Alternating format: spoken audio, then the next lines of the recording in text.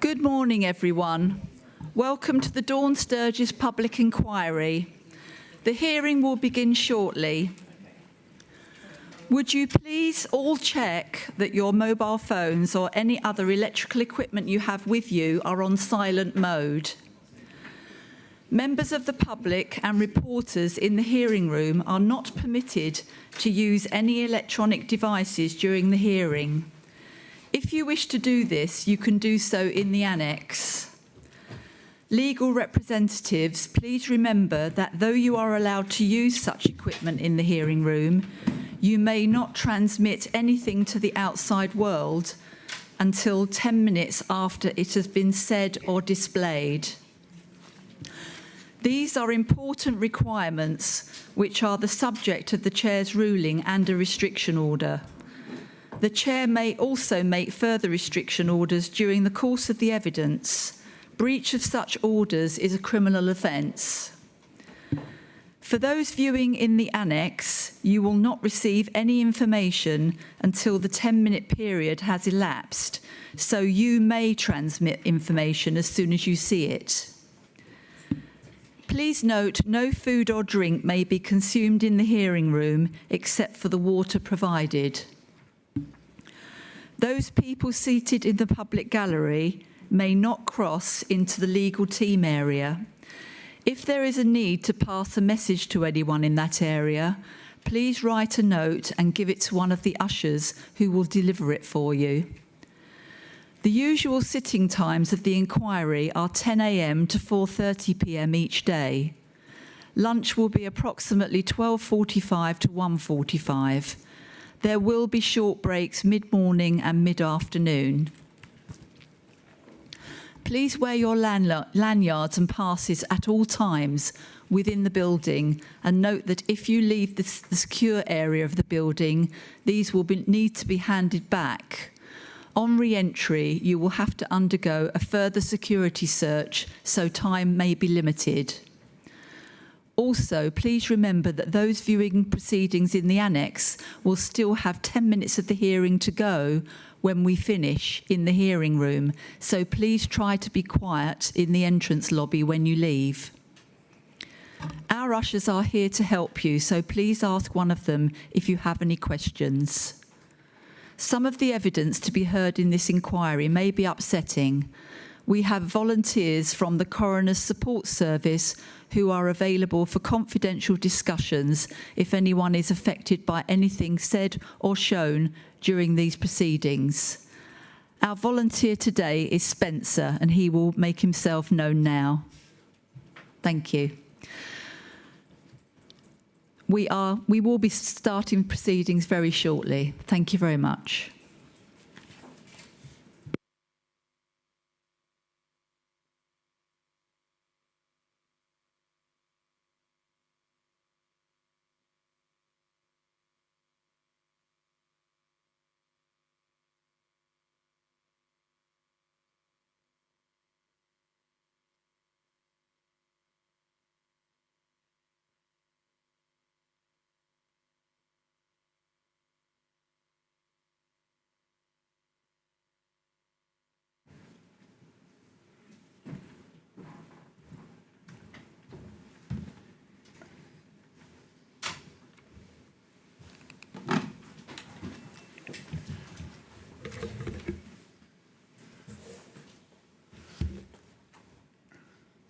Yes, Ms Whitelaw. Good morning, sir. This morning we moved to the part of the evidence which addresses the immediate period after the Skripals fell ill on the bench and the response of passers-by and the emergency services to this. We were due, sir, to hear from one of the first passers-by whose attention was drawn to the Skripals, Alison McCourt, this morning. However, she will not give live evidence following a ruling you made on the 23rd of October 2024. That ruling is published on the inquiry's website. However, if I may summarise, Mrs McCourt, who's a nurse by training, was in the Maltings shopping centre in Salisbury on Sunday, the 4th of March 2018, and helped to give first aid to Sturgess and Julia Skripal immediately following their collapse and before the arrival of emergency services. She provided a witness statement to police on the 9th of March 2018 detailing her actions. And I'll come to the detail of the statements in a moment. Through solicitors acting for her, Alison McCourt made an application seeking, firstly, anonymity, and secondly, a direction that she be excused from attending to give evidence personally, with her evidence instead to be adduced by the inquiry in writing. As required by the inquiry's protocols, the application was both in open form, that is explaining the application for the benefit of all core participants, and in closed form, meaning that you, sir, and your team have seen detailed sensitive medical evidence. You refused the application for anonymity on the basis that Alison McCourt's involvement in the events of the 4th of March 2018 is already a matter of public record. As is the fact that she was at the time serving as Chief Nursing Officer of the British Army. You recorded that this had given rise to a degree of public speculation as to whether her presence at the Maltings at that time on that day was, as she says, a coincidence or not. One of the functions of this inquiry will be to investigate whether there's any merit in that speculation, which would not be possible fully or properly unless Mrs McCourt's evidence, including her explanation as to why she was present in the Maltings at the time in question, was available to you in her own name. Right. You, sir, ultimately allowed the request that Alison McCourt's evidence be given in writing rather than orally, having received both a further statement addressing the aforementioned issue of the coincidence or otherwise of her presence in the Maltings, as well as detailed medical evidence in support of the application.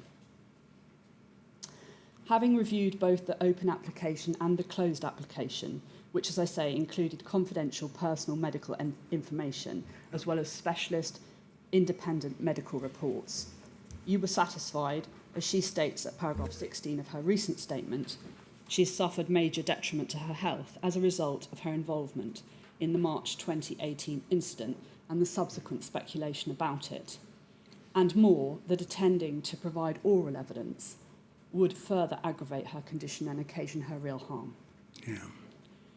So you made a provisional ruling on the 21st of October, allowing the opportunity for core participants to make representations, but none was made, and your ruling was confirmed on the 23rd of October. Well, thank you, Ms Whitelaw. It's based squarely on medical grounds. If I may, sir, I'd now propose to summarise the witness evidence. We must have the evidence, yes, please. Given her role, I'd propose to do this in more detail than for some other evidence being adduced. So firstly then, Alison McCourt gave a witness statement to police a few days after the events. If we could go to INQ 004476, page 1.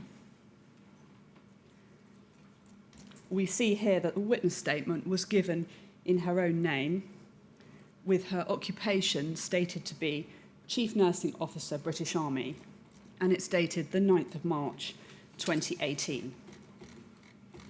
I'll read out the most relevant parts of the witness statement, which, with your permission, will be published on the inquiry's website. Sir. Yes, please. I am Alison McCourt, and I'm making this statement in relation to an incident which occurred on Sunday the 4th of March 2018 at about 4:15 in Salisbury town centre, where I helped two people who were taken ill on a bench. We'd collected our children from boarding school and so were having a day out with them. I was with my son, daughter and husband. We left our house for lunch and shopping in Salisbury. We parked in the upper level of Sainsbury's car park at about 12:30 p.m. Alison McCourt then describes them shopping in Salisbury in the afternoon before saying, we headed back to the car. This was about 4:10 p.m. We walked back through the covered walkway past Jim. I was lagging behind the family at this point. I think it was near World of Cards. My daughter turned to me and said, that man looks like he's having a stroke. We were walking along the parade of shops opposite the bench. I looked at the bench. I was about 10 metres away at this point. I said, "There's someone there," meaning there was a couple who seemed to be dealing with the situation. My husband said it was my duty to help. He walked over first and asked if they needed help. I saw 2 people on a bench and 2 other people in front of them, a couple, male and female. The male was tall and on the phone. If we could just go over to page 2, please. Thank you. The couple said they didn't know what was happening. I walked across to them. I did not see anyone else involved. One of the couple had asked for anyone with medical training, which is when my husband said to me I should help. The area is known as a bit of a place for people to take drugs, so I was wary. As I approached, I saw a couple on the bench. They stood out as the male had his arm half raised in the air. I couldn't see the female's face as her upper body was lying behind him. She was in a really odd position and sat very close to the male. I do not know if he was trying to help her or what. Her right arm was locked around back of bench and her left arm was across her lap. It says placid, it may be placed in the direction of the male. Yeah. When I first approached the male on the bench, he was chanting.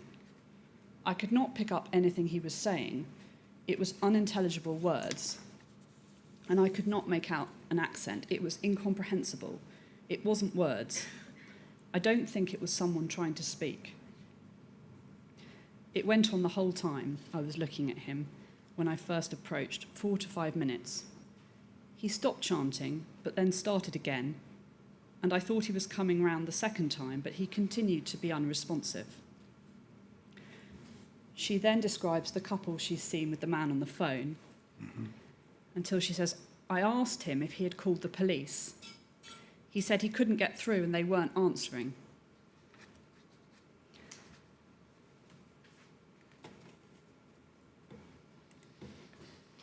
If we go down a bit then in the statement, so the male on the bench had vomited. It looked like pasta. A black male approached with paper towels and said about cleaning him up. I said I wouldn't because we didn't know what was in it. He said it wasn't very nice for him to have the vomit on him, but I said he was fine. I ran through his breathing, airways and circulation. These were all okay at this point. I spoke to him and he said nothing. Alison McCourt then gives a short description of Sturgess Skripal. And if we could go over to page 3, please. She described him as sat, very upright, not slouching. I went to the back of the bench, moved female's hair, which was over her face, and checked her pulse. It was difficult as her hand was in a claw. She was unconscious, she'd vomited, but her airway was clear. And then Alison McCourt gives a brief description of Julius Skripal. And then she says, it's partway down, they looked like father and daughter due to the age differences and how they were sat. The female had a phone with Russian writing on the screen. The male had what felt like an envelope in the right back pocket and a wallet in the other pocket. Later, when the female police officer arrived, she took this out and checked the male's details on the radio. It was about 4:15 p.m. The light was good. I had a clear view of the people on the bench. No one was in my way. While I was first assessing them, I could smell alcohol on both of them when it was all very strange. There was no chance of 2 people having an epileptic fit at the same time and place. They were both well dressed. They just didn't fit the stereotype for drug users. Both were well groomed and clean. We then got the female onto the floor and into the recovery position with the help of a male who had a hat on. She was foaming at the mouth at this point. Told my daughter to go as she had no gloves on. I cannot remember at what point I got my gloves, but it was from a female police officer. I think the male with the hat on had arrived with the doctor. When she arrived, she identified herself as a doctor and asked, "Can I help?" I didn't see them arrive as I had my back to them. It worried me when we put the female in the recovery position. I could smell feces, but when I looked at her jeans, it didn't look like feces, it looked like mud. It was on her bottom. It was clear she'd lost control of her bodily functions. My daughter helped at this point. I told her to go back to my husband as she had no gloves on and we didn't know what we were dealing with. A male in a woolly hat was also helping. I think he was with the doctor. And she gives a description of the male and the female she describes as an ICU doctor. If we could then go to page 4, please. And the second paragraph there. I then focused on the male. I was looking at him and the female was on my right on the floor, very close, about a foot between her legs and the bench. So the doctor and I continued to speak throughout. She was crouched down looking at the female. Before moving to the male, I checked the female's airway while she was on the ground and asked the doctor, "Are you okay with her?" When I went back to the male, he was not responsive and his hand was down on his lap. I rechecked his pulse. I think it was his left hand that was up. Both hands were now on his lap, on top of his legs. At this point, it was only me and a male stood to my left, maybe the male in glasses. He was giving details to someone on the phone. I checked male again, breathing, airway, pulse, and relayed the info to the male on the phone. I told him to tell them he's unconscious and breathing and had vomited. And she then describes the arrival of the emergency services, from whom we'll hear this week. A police car then arrived. It came over the bridge and parked at an angle. A male police officer came over to us. She said, then I believe police arrived and female police officer joined me. And she also says further emergency services arrived, an ambulance car parked behind me with one paramedic, a male, then a female paramedic arrived on foot. The doctor and I told male paramedic what we knew. The doctor and I told male paramedic what we knew. The female on the floor looked worse, so his attention was on her. She also says when the female paramedic arrived, she said stay, so I stayed with male casualty and helped the female paramedic to monitor his heart. I put the wires on his chest. Because the male had pinpoint pupils, which is a symptom of opioid use, we administered naloxone nasally. We took his blood pressure over his jacket, as we didn't have any bandage scissors to hand. We tried to get his clothes off, but struggled to, but managed to roll his sleeve up to see a vein. The paramedic then cannulated him. I held his arm still. A lot of blood came up, and she asked me to get some gauze from her bag, which I did. The male had pinpoint pupils throughout, no response at all. There was no reaction from him. His skin was really clammy, but his heart rate was fine once I was able to attach the electrodes. No response to rubbing his sternum or anything else. He was well perfused, meaning he had enough oxygen. I said, it's like they've been poisoned, and I thought it may have been food poisoning or botulism. I said it wasn't right, it wasn't drug-related. He'd vomited a lot, which is a classic sign of getting rid of a poison. If we could then move to page 5, please. Thank you. The top. I was aware the female stopped breathing for a while, but I was not involved in that. The male was then put on an ambulance stretcher trolley. I was on the other side of the trolley at that point, so it didn't help. The female police officer and paramedics did this. When they moved him, it looked like he could stand with them, but I don't know how much weight they took. But once on the trolley, I helped put him into the recovery position. Thinking about the male, he didn't look as though he was fitting like the female. I remember his jaw went rigid after he vomited, but his body wasn't rigid. It appeared normal, like he was holding his own body weight. It was like he was in a catatonic state. He was able to hold his head up and his legs in a neutral position. He did not collapse. The paramedics took him into the ambulance. I asked if they needed my details and they said no. The gauze was still on the floor from the cannula. I asked the paramedic for a biohazard bag. She said she would get one and I gave her my gloves to go in there as well. The police officer with a beard gave me some alcohol gel to clean my hands and took my details, and we left. The light was now fading, and the cordon, I think, was being pushed out. and it took me a while to find my family. I heard a helicopter, the ambulance arriving. I walked back to the car park where I met my family. She goes on to describe some anxiety in the family after the incident. And then if we could go down to the paragraph starting, none of us really slept that night. She said, I got up the following morning. My left eye was red and swollen and my joints were itching, elbows, knuckles. I had my symptoms before I knew what was going on in Salisbury and before I knew it may be a nerve agent. I went to work as normal. My husband telephoned me and told me it had been declared a major incident. I then spoke to Wiltshire Police and was told to go to hospital. They took pulse and blood pressure and said red eye and itching were unrelated. My daughter also had red eye and itching eyes. We have both had blood tests now which were negative. Thank you, sir. If I could... Thank you. Now, you did tell me, Miss Whitelaw, what was the date of that statement, please? It was the 9th of March 2018. So it's 5 days. days, within five or 6 days. Yes, indeed. Thank you. There is also a more recent statement dated the 16th of October 2024, which is INQ 006137. Yep. And this is a 3-page statement. The substantive parts are on 2 pages, and so I will read that out if I may. I make this supplementary statement at the request of the Dawn Sturgess inquiry. This statement has been drafted following a series of Zoom calls and face-to-face meetings with my solicitor, she details.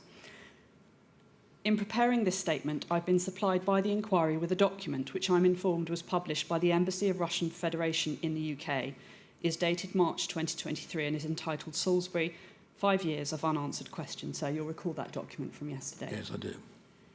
This document references my involvement on pages 15 and 24.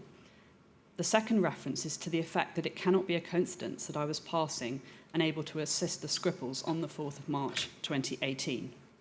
So I won't bring the document up again. You'll recall it from Commander Murphy's evidence. It's INQ 004576. The references to which Alison McCourt refers say that the first person to attend the Skripals after they lost consciousness was Colonel Alison McCourt, Chief Nursing Officer of the Army. They also refer to her daughter. And the key is that the assertion is, and I quote, there has been no attempt to explain why this extraordinary coincidence has been kept secret for the previous 10 months. So if I continue on with the statement at paragraph 4, Alison McCourt says, in my police statement dated the 9th of March 2018, I set out in detail my recollection of the events of the 4th of March 2018. This statement should be read in conjunction with my earlier one. I confirm that as at the 4th of March 2018, I was employed as Chief Nurse of the British Army. I subsequently left the Army in 2022. On Sunday, the 4th of March 2018, I was off duty and in my own time. I had travelled to Salisbury with my family for a family day out. That particular destination for our trip had been chosen by my children. They had wanted to travel to Salisbury because it had a Nando's. My preference had been to visit another town in the area and a different restaurant, but I had given in to my children, and so we ended up going to Salisbury. Salisbury was a frequent shopping destination for us, as it was the closest city to where we resided at that time. I was not under any duty to inform my then employer of my whereabouts or movements, and I had not done so. No person outside of my family was aware of our decision to travel to Salisbury that day, a decision which had been made spontaneously. As I set out in my statement to the police in 2018, our movements around Salisbury on the 4th of March 2018 were unplanned and not directed by me, much less anyone else. We visited Nando's in various shops. In the last shop that we visited, Boots, I had a teenage argument with my son, which had finished the day and finalised our decision to go home. I was upset and preoccupied with my thoughts, lagging behind my family as we made our way to where we had parked our car. As a result, I'd not even noticed the 2 individuals on the bench until my daughter brought them to my attention. I had no prior knowledge of the individuals on the bench. I had never seen them before in my life, nor did I know who they were. In fact, having seen the couple on the bench, my initial instinct had in fact been not to get involved, as it looked to me as if they were under the influence of drugs. It was only the chiding of my daughter that made me think I ought to go to their aid. It goes without saying that I had no idea a nerve agent nor any other poison had been the cause of the couple's presentation.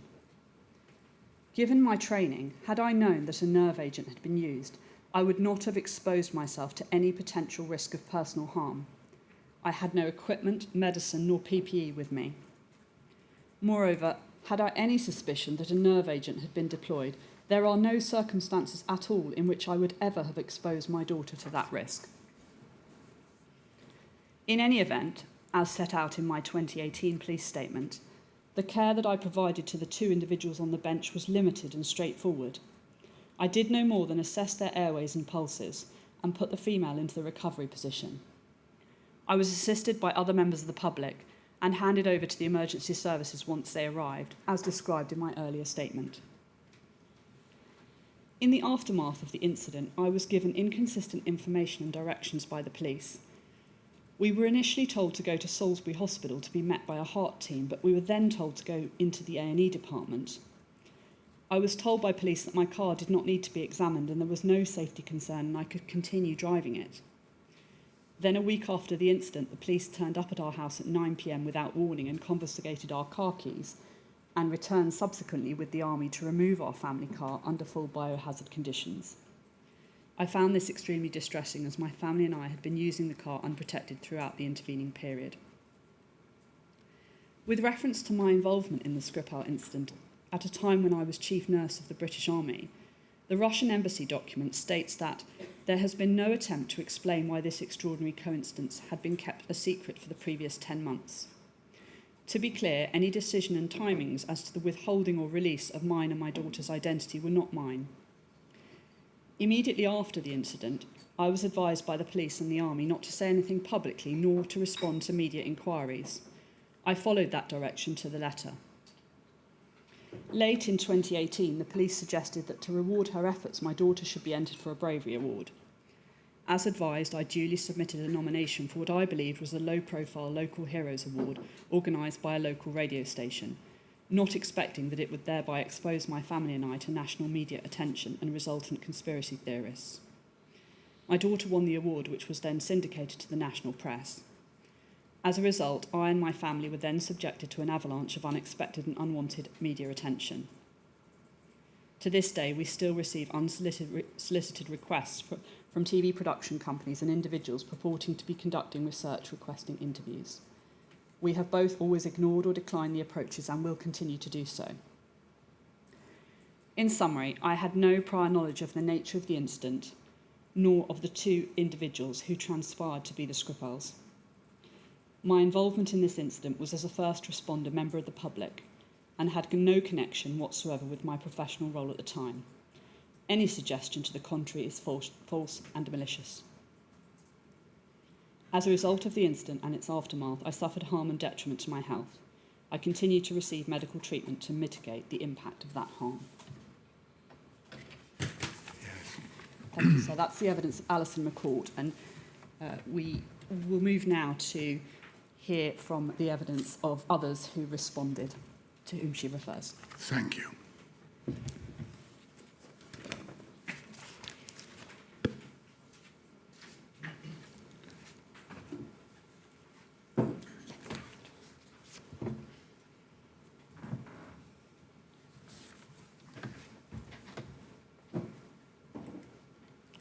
Yes, Ms. Boswell. Yes.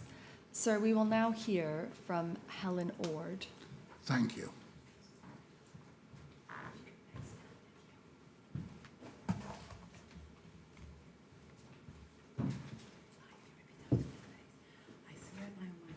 I swear by Almighty God that the evidence I shall give shall be the truth, the whole truth, and nothing but the truth.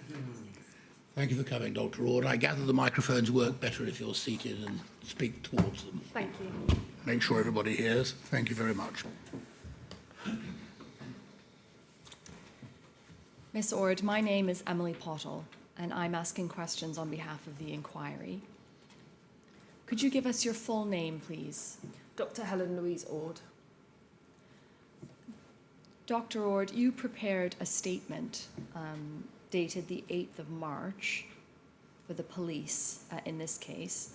It is inquiry reference 004477, if that could be brought up. So 8th of March 2018. Yes. Thank you. If you look on the screen, Dr. Orr, do you see, is that the statement there? Yes, it is. And if we just turn to the last page, there are 7 pages to the statement. Yeah. Yes. You've had a chance to read that statement before giving evidence today, is that right? Yes, it is. And is that statement true to the best of your knowledge and belief? Yes, it is. Sir, may that statement be adduced into evidence? Yes. Miss Ord, in March of 2018, you were a pediatric registrar, is that right? That's correct. And what is your professional role now? So I'm a paediatric intensive care consultant at Birmingham Children's Hospital, and I also have additional subspecialist training in paediatric palliative medicine. In paediatric? Palliative medicine. Palliative medicine, thank you. Your role in these events is that you came across Sergei and Yulia Skripal when they were taken ill on a bench in the Maltings on the 4th of March of 2018. Is that right? That's correct. On the Sunday afternoon, the 4th of March, you were in Salisbury shopping with your partner at the time, Chris. Is that right? That's correct. And I'm going to ask you now to describe what you saw when you first came across the Skripals. But before I do, the statement that you drafted, I believe you have a copy in front of you. Yes, thank you. You can refer to it at any time if it helps you. And so now, turning to what you saw when you first came across the Skripals, that's dealt with on page 2 of your statement. Yeah. Would you like me to just describe? Yes, what did you notice Yeah. when you first came across them? So Chris and I, as you describe, had been shopping in Salisbury, and we'd been for a coffee, and we had parked our car in the Maltings car park. At the time, we lived in Salisbury, and we frequently parked our car there. It was just the most straightforward place to park. So we were walking back to our car, and there's kind of a little a bridge, if you like, before you come to the bench where the Skripals were. And I remember as we were walking over to the bench, over the sort of hump under the bridge towards the car, I saw 2 people sat on a bench. I instantly thought they weren't well. And what I found particularly odd, which I think is what made me notice them, was the positioning of the 2 of them. So the gentleman was sat bolt upright, appeared to be staring into space. I could see that he was moving his mouth, but he wasn't talking to anybody. I wasn't close enough to be able to see his face initially, but that struck me as odd. The second thing I noticed was the lady next to him, who is also in a very odd position, particularly given the position of the gentleman. I continued to walk as I looked, and I said to my then partner, Chris, who's no longer my partner, they don't look very well. I should say that I try quite hard as a medic to not get involved unless I need to when I'm not at work. I see.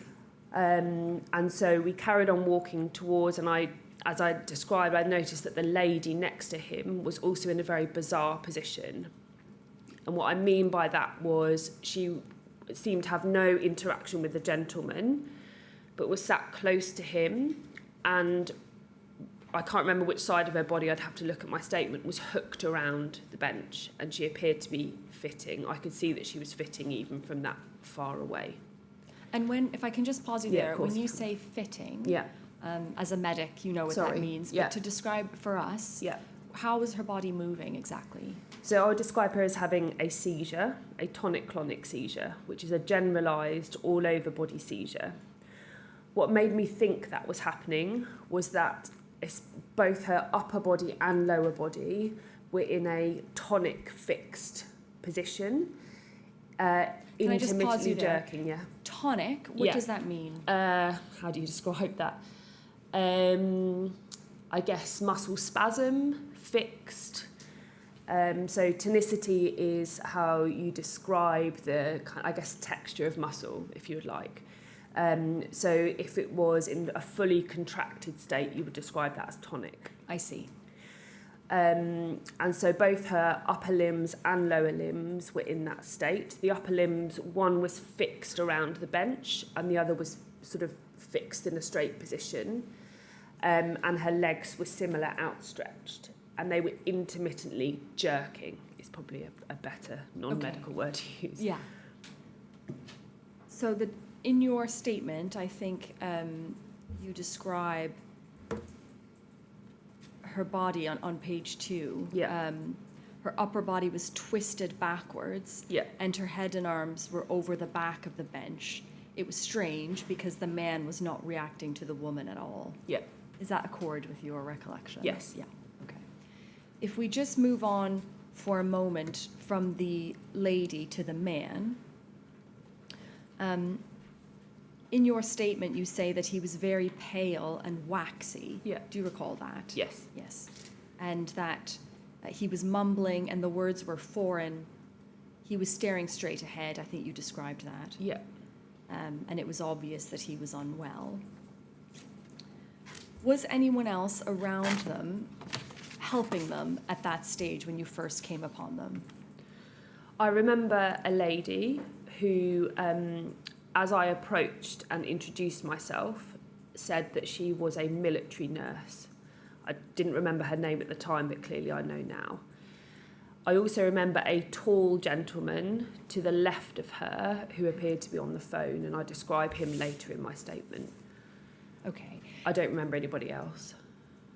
I see. Did you introduce yourself to the military nurse? Yes, I did. What did you tell her? What I recall is I said, "Hello, my name is Helen. I'm a paediatric intensive care doctor. Can I help?" Did she respond to you? Yes, she did. She said something, again, if you want me to read specifically, but Yes, thank you. Do you want me to read specifically what I wrote? Yes, it's Yeah, just that's page fine. 3 of your statement now. Yeah. I'm getting to.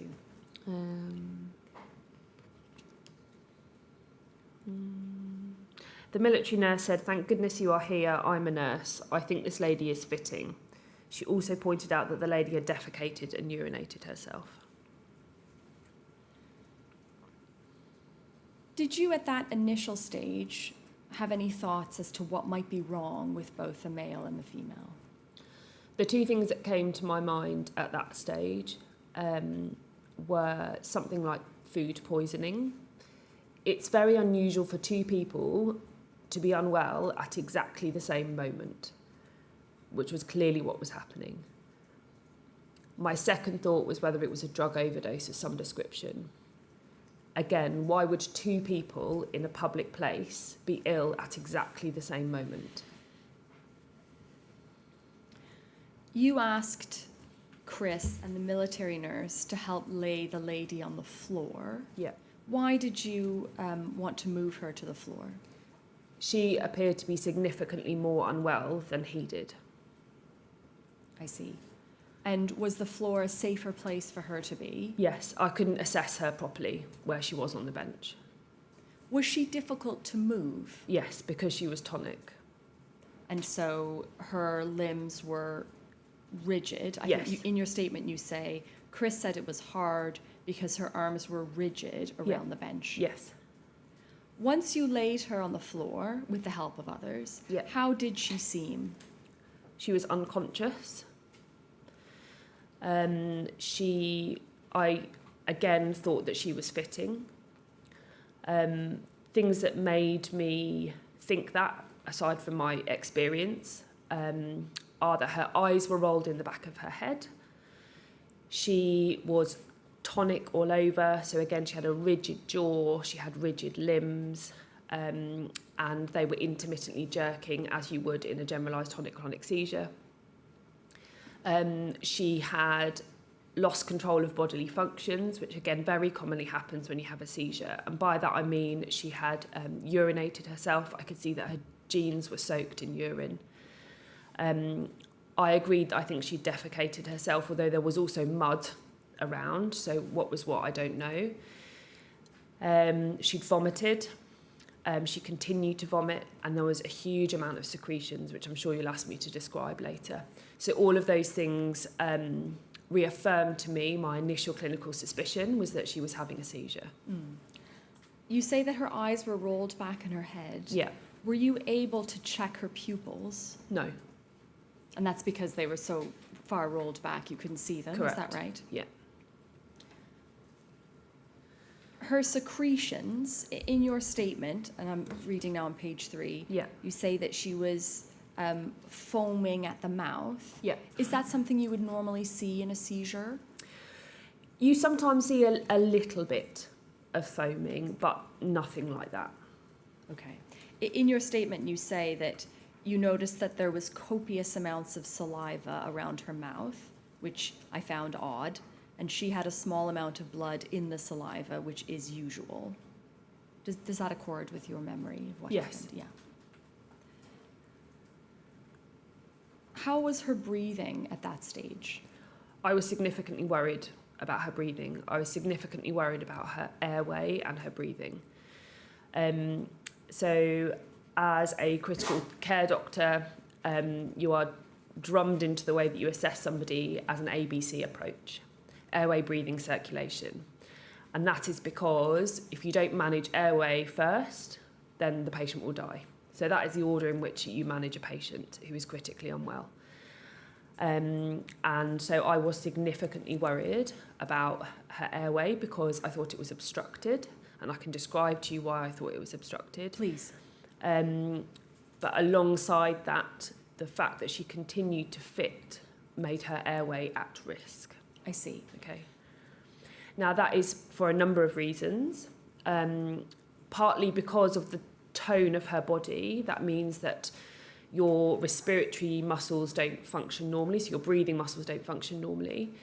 And then there's a risk of your actual upper airway becoming completely obstructed because of the positioning of your body or the contracture of your muscles. And she had an obstructed airway. She was blue around the lips, which tells me she was cyanotic and therefore did not have enough oxygen into her body. Her jaw was tense, so her mouth wasn't open as you would want it to be in a normal breathing pattern. She was making noises, which my experience tell me means that her airway was obstructed. She had a noise which I could describe as stertor, is the medical word for it, which basically means a semi-obstructed airway. Okay. And the pattern of her breathing was also abnormal, which told me that she had an obstructed airway. So all of those things made me significantly worried about her. I see. In your statement, you say that you put the lady in a recovery position on Yeah. her left side and carried out a jaw thrust Yeah. on her. Do those two things help with her airway and breathing? Yes, they are the only things you can do if you have no medical equipment. And at this stage, you didn't have any medical equipment? I had nothing. Okay. The jaw thrust, in your statement, you say that it will assist her breathing by pulling her jaw forward Yeah, to prevent the tongue and part of the airway collapsing and falling into the throat. Yeah. Is that right? that's correct. And is that a standard technique? Yes, it is. After you helped her with her airway, what else did you notice? You told us a minute ago about the ABC assessment.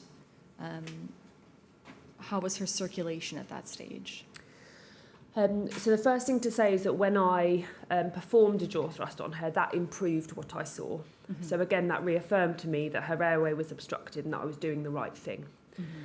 And by that, I mean that her breathing pattern became more normal and looked less obstructed than it had done.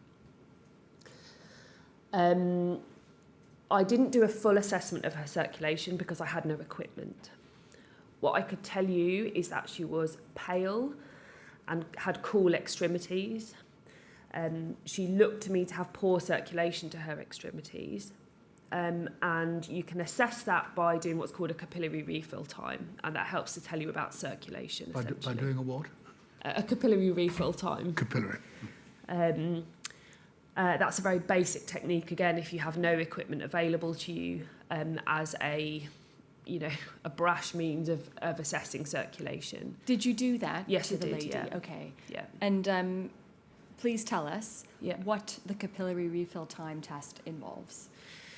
So the standard is to initially do it centrally, so somewhere like the sternum, for example. So you press down for 5 seconds with your fingers, release, and then count the number of seconds it takes for the circulation to return. I see. So a normal time in URI would be less than 2 seconds or 2 to 3 seconds.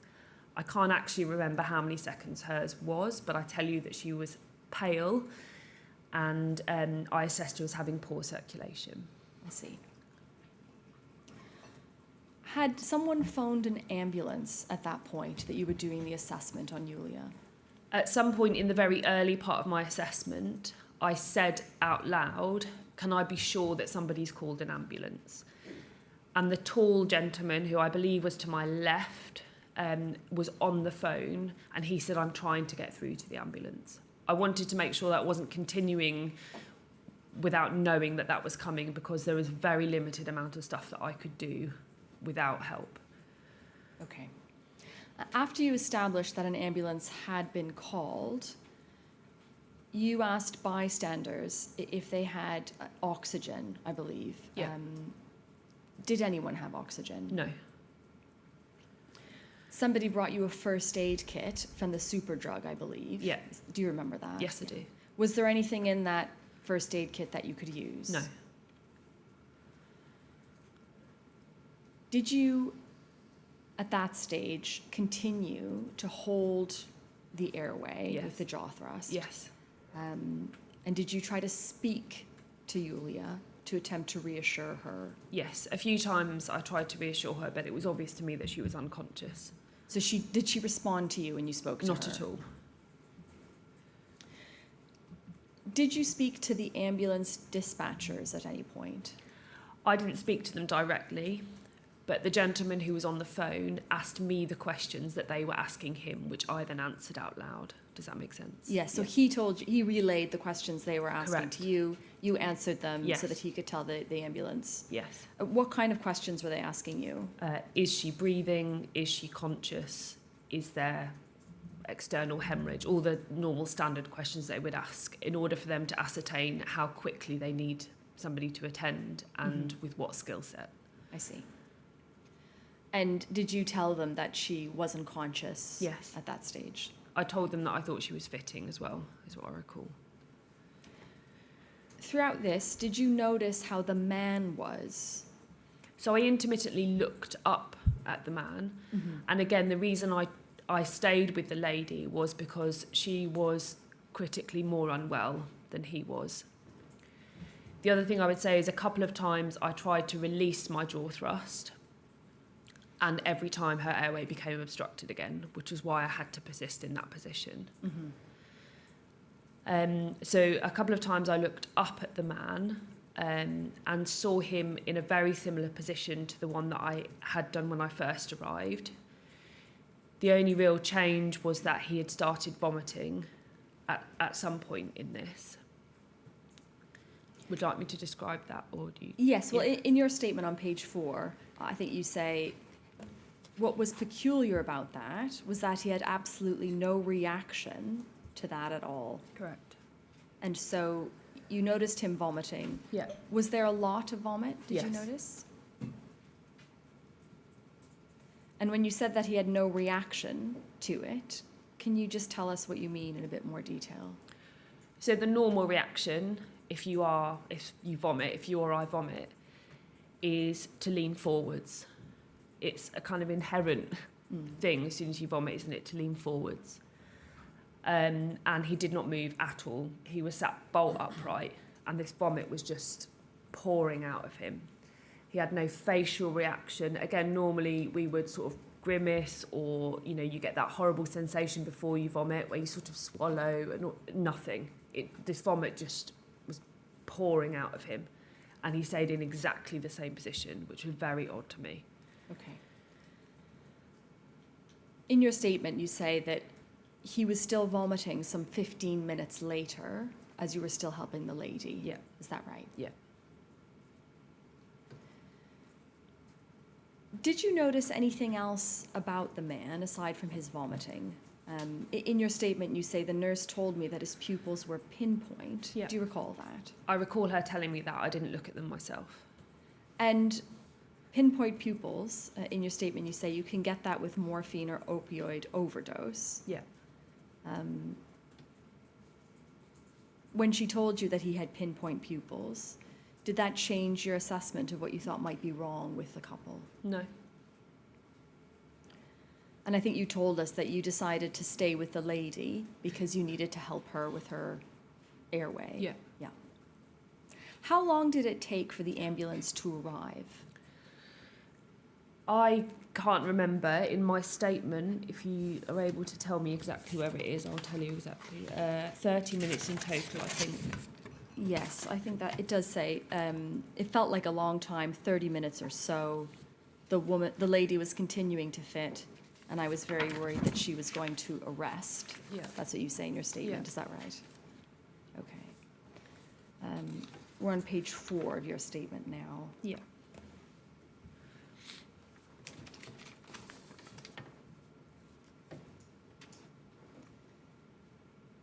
Did the police arrive at the scene? Yes. And there were 2 police officers, is that right? Yes. I only vividly remember one. You asked one of the officers if he had oxygen, Yeah. and he told you he didn't. He only had a defibrillator. Yeah. Is that right? Yeah. The officer also gave you gloves. Do you remember that? Yes, I do. And he searched the woman. Yes. Do you remember whether he found anything of note in that search? I don't remember he found anything. I remember he said to me why he was searching, and he wanted to check for any evidence of drugs, essentially drug use or drugs on her or anything like that. And he didn't find anything that made him, reaffirmed that thought to him. I don't remember him taking anything physically off her body. I just remember him searching her. I see. The paramedics arrived a short time after that. Is Yeah. that right? And you say in your statement on page 5, the male paramedic, first responder, arrived in his car. I said to him, "My name is Helen. I am a doctor. This lady has been fitting for half an hour. Can I have oxygen and can I have suction?" Do you remember that? Yes, I do. And you say he wandered off to his car, coming back over, putting a SATS probe on the lady. Yeah. I told him she was hypoxic with an obstructed airway. I need you to get me oxygen. Yeah. Do you remember that? Yes, I do. Did the male paramedic respond to your requests? No. The SATS probe, is that a way of checking oxygen saturation? Correct. It also gives you a heart rate. I see. And do you recall what the oxygen saturation was for the lady? 80 to 85 is what I recall. And is that a low figure? Yes, it is. What would be a sort of normal, in the normal range? Between 95 and 100.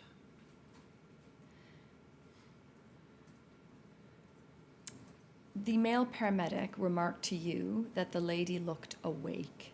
Do you remember that? I don't remember that until I read my statement again.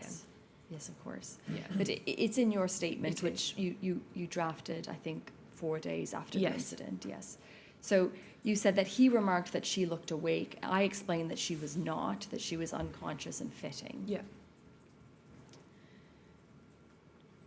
Did the male paramedic help maintain her airway? Do you remember? He didn't help to maintain her airway. He did at some point go and get a Goodell airway, which was an appropriate thing to do. It was inappropriate then? Appropriate. Yes, okay. And what is a Goodell airway?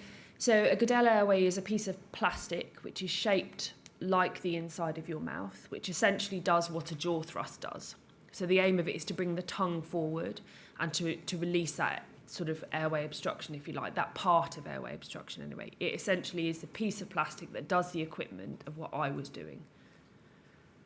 And he remarked to you that she tolerated that well. Correct. Do you remember that? Yes. And you said that was because she was unconscious. Correct. You would not tolerate that if you were conscious. It's really uncomfortable to have in your mouth, and it goes back, sort of, if you imagine it follows the line of your tongue. Therefore, if you are a conscious person, you do not tolerate a Goodell airway. I see. Were you in agreement at that stage that she was unconscious? Yes. I think you, in your statement at page 5, you say that you repeated to him that you needed oxygen and suction, and that you asked if he could intubate. Can you just explain to us, she's got the Goodell airway. Yeah. What would intubation achieve? So a Goodell helps to support an airway, but it's not a definitive airway. And by definitive airway, it means a secure airway in which you can administer oxygen, that the patient can ventilate, release carbon dioxide. So there are a number of ways in which you can achieve a definitive airway. Intubation is the most secure definitive airway. There are others, such as the use of an eye gel, which was used in this scenario later. Mm-hmm. And by intubation, you Yeah. mean? So initially you would have to put a patient to sleep with anaesthetic drugs, and that is to remove all airway reflexes, essentially. You then use a piece of equipment called a laryngoscope, which is a metal piece of equipment which helps you to see down the airway, and you then place a breathing tube into the airway. Through the mouth? You can do mouth or nose, but in that sort of scenario you would only ever do the mouth. Right. Thank you. So you look down the airway and you place the tube through the mouth, down through the glottis into the airway, yeah. right into the lungs, effectively. So it should eventually sit about here, if you imagine. I see. Yeah. So that goes into your windpipe, into your trachea. What I was really trying to ascertain there was what his skill set was, because I can't use the word panicked because I knew exactly what I was doing, but I did not have any of the equipment to do what I knew that this lady needed. Mm-hmm. And I'd been there for what felt like a very, very long time on my own. And I was very worried that she was going to have a cardiac arrest. And so I was trying to understand the skill set and equipment that the gentleman had to better understand what we could do in that moment before it got even worse than it already was. And did he tell you that he could intubate her? In your statement, just to help you, you've said that he indicated that he didn't have the drugs for intubation. Yes, do you correct. remember that? Yes. And that you had told him that no drugs were needed because she was unconscious. Is that right? So you would need drugs to intubate somebody. But I think I'd also asked him for some diazepam to try and stop the fitting. And he said he didn't have any of the drugs. So that's what I was trying to... Does that make sense? I was trying to understand what equipment and drugs that he had with him. Okay. And he said that he didn't have diazepam. Yes. Okay. Did you intubate the lady? No. No. It wasn't necessary because he had an eye gel, and that was the safer and safest thing to do in that scenario. I see. Just before we get to the eye gel in a bit more detail, you'd said that you wanted a suction device. Yeah. Did the paramedic get a suction device? At some point, the suction device came, but in nowhere near the time frame that I wanted it. It took a while. Yes, it did. Okay.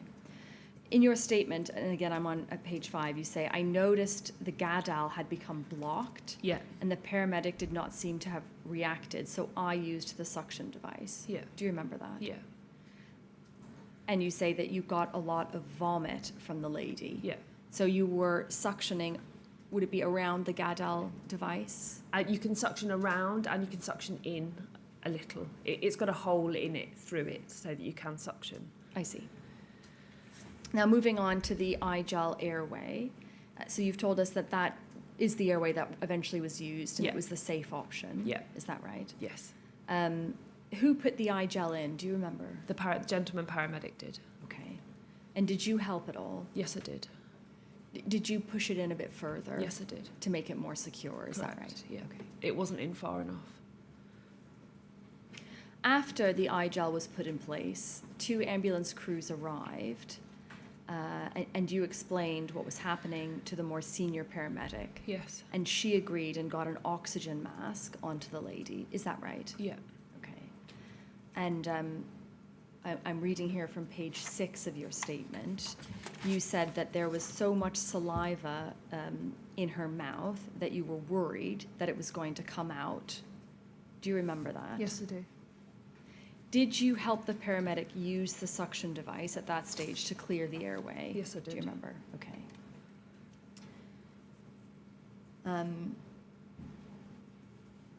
Now I'm looking now at the second paragraph of page 6. Yeah. Did the lady stop breathing Yes. at one stage? Can you just describe for us how you noticed that and what happened immediately afterward?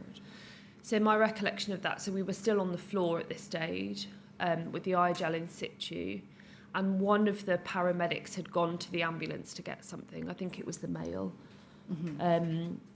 And I noticed that she stopped breathing at that point, and so I shouted, "She has now had a respiratory arrest," which again is the medical terminology for when a patient stops breathing, because I wanted to alert them that the situation had changed significantly. After you alerted the paramedics, what happened? How did they react? So I think the female paramedic was still with me. Let me just recollect. Yes, at that point they both came running back. The male paramedic cut off her top. I remember them looking at her arms for injection marks. I did not see anything and did not see anything strange on her If I skin. if I can just pause Yeah, you. yeah. We have a stenographer who's taking a record of what you say. Yeah. So I appreciate your reading from the second paragraph Yeah. at page 6. If I could just ask you just to do it a bit more slowly. Sorry. That bit that I just read again. Yes, Do you please. mean? Okay. Where am I get to? I said very clearly she had a respiratory arrest. At that point, they both came running back, and the male paramedic cut off her top. I remember them looking at her arms for injection marks. I did not see any, and I did not see anything strange on her skin. They then put her on the scoop board. The lady had begun breathing again, although irregular breathing. I would describe her breathing as gasp. That should say gasping, not grasping, at this stage.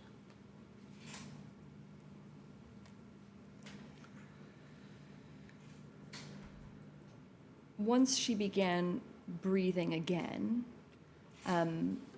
did you help bring her to the ambulance? Do you remember that? Yes, I do. Okay. And I think you say in your statement that you helped bag her to the ambulance. Yes. So at some stage, was a bag, I think it's a bag valve Yeah. device, was Yeah. that attached to her airway? So you Is that attach that onto the end of the eye gel. So the eye gel has a round port on the end, which you attach, essentially tubing, which then goes to a bag, which you can then facilitate breathing with.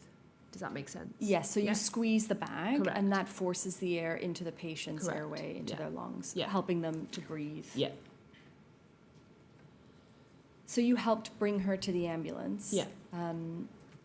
Did you travel with her in the ambulance? No. So the doors to the ambulance were shut, leaving you on the outside. Is that what you remember? Correct. Okay.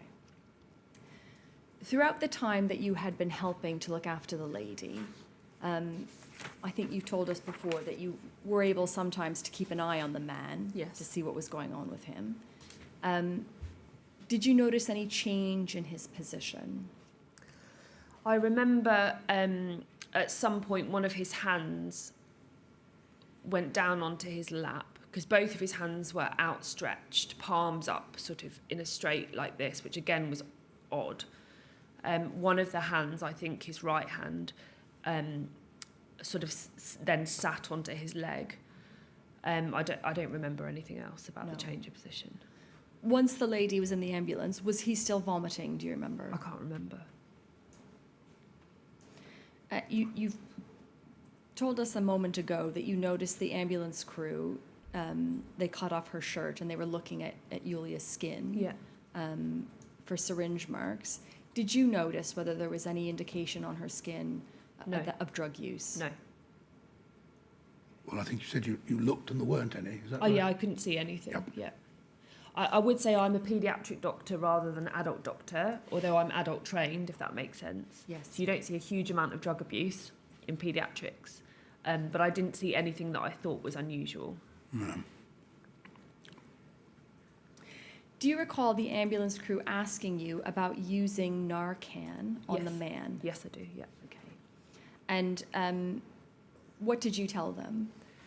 So they said to me his pupils are pinpoint. This could be an opioid overdose. Should we give some naloxone is the medical word for Narcan. Narcan's like the street phrase, you know. Is it the brand name? Yes, You something know? like that. Yeah.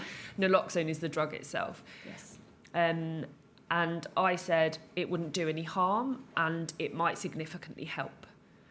So I didn't disagree with that at all. Did you notice whether the naloxone had any effect? I on was the man? told it had no effect. Did you help look after the man after the lady was put in the ambulance? No, I didn't. Okay. And is that because you could see that he was being treated Yes. by the paramedics? Yes. Okay. After you treated the lady, Yeah. who we know is Julia, Yeah. did you feel unwell? No. Were you contacted by police to ask you how you were doing in the days after the incident? I was contacted by the police that evening, during which they told me they thought it might be a fentanyl overdose and to throw away my clothes. Did you think that was right, that it was a fentanyl overdose? It didn't make sense to me. And why did you not think that it was fentanyl? Well, number one, you wouldn't need to throw away your clothes for a fentanyl overdose. Fentanyl is a drug that's used very widely in anaesthesia. I've used it every day when I did anaesthetics. You don't need to wash your hands. You don't need to. It's not a dangerous drug to touch. I see. Okay. So that was odd. Again, I wasn't aware fentanyl was a massive drug of abuse, although in some parts of the country I'm told that it is. And I think naloxone, I would expect naloxone to have had some effect. It may have been they didn't give a big enough dose. So that didn't make sense to me. Mm-hmm. By the end of the incident, looking at what you had observed for both the lady, Julia, and the man, Yeah. Sergei, did you form a view of what you thought caused the symptoms for both of them? So prior to me understanding what had happened, the only things I could categorically say was that it was an extremely bizarre incident that I'd never seen anything like before. That my suspicion was that it had been poisoning of some description. Whether that was an intentional intake of something or not, I would have no idea. I see. Thank you very much. I don't have any further questions for you, but I believe there are some questions. Just one, if I may. Of course, Mr. Mansfield, yes. Good morning. My name is Michael Mansfield. I represent the family of Dawn Sturgess. It's just following up on the one point about the use. I appreciate your assessment, as far as you could tell, what this was not a drugs overdose. But Narcan and its administration, in your statement you say the effects are very quick of using that. So you obviously it would depend on the amount you use, but how quick? Are you talking about a minute or so? You'd soon see something happening. Yeah, yeah. Thank you. So Narcan usually, not naloxone correctly, usually has an effect if it's going to quite quickly. Very rapidly, as long as the dose is an effective dose, which Well, of course, yes. I didn't have any idea what dose they'd given, but yes, very quickly. Thank you. Which also means its off effect is quick. Does that make sense? So it's a drug that's very rapidly metabolized. You see effect and then lose effect. And then it goes. Yeah.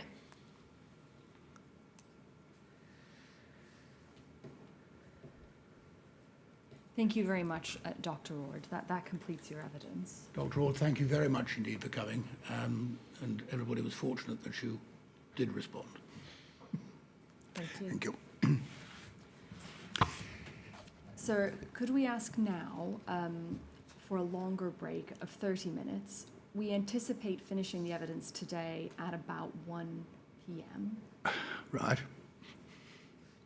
Yes, if you'll have worked out what needs doing, and with that kind of inducement, I expect we can all manage.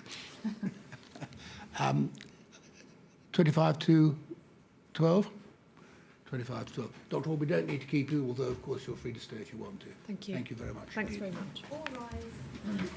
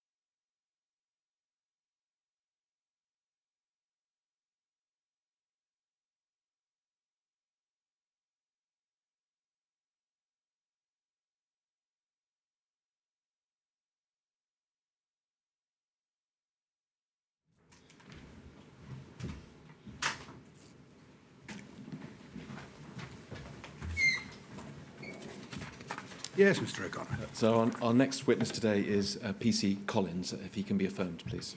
If you could repeat after me, please. I do solemnly, I do solemnly, sincerely and truly declare and affirm declare and affirm that the evidence I shall give that the evidence I shall give shall be the truth, shall be the truth, the whole truth, and nothing but the truth. and nothing but the truth. Thank you, Mr. Collins. Speak to the microphones if you would. Thank you, sir. PC Collins, thank you for coming today. I'm going to be asking you questions about the events of Sunday, the 4th of March 2018, when, is this right, you were, in fact, the first emergency service responder to attend the scene of Sergei and Yulia Skripal's collapse in the Maltings shopping centre. Yes, that's correct. And can I start by asking you to look at the two witness statements that you provided shortly after those events. First of all, if we could go, please, to INQ 004923. PC Collins, is this a statement that you prepared that we see is dated the 5th of March 2018? Yes. And if we could just go forward to the third page, which is the last page. That's the end of the statement, and that's your name at the end. Yes, that's correct. And have you had a chance to look at this statement again in advance of giving evidence today? Yes. Could we just go back to the first page, please?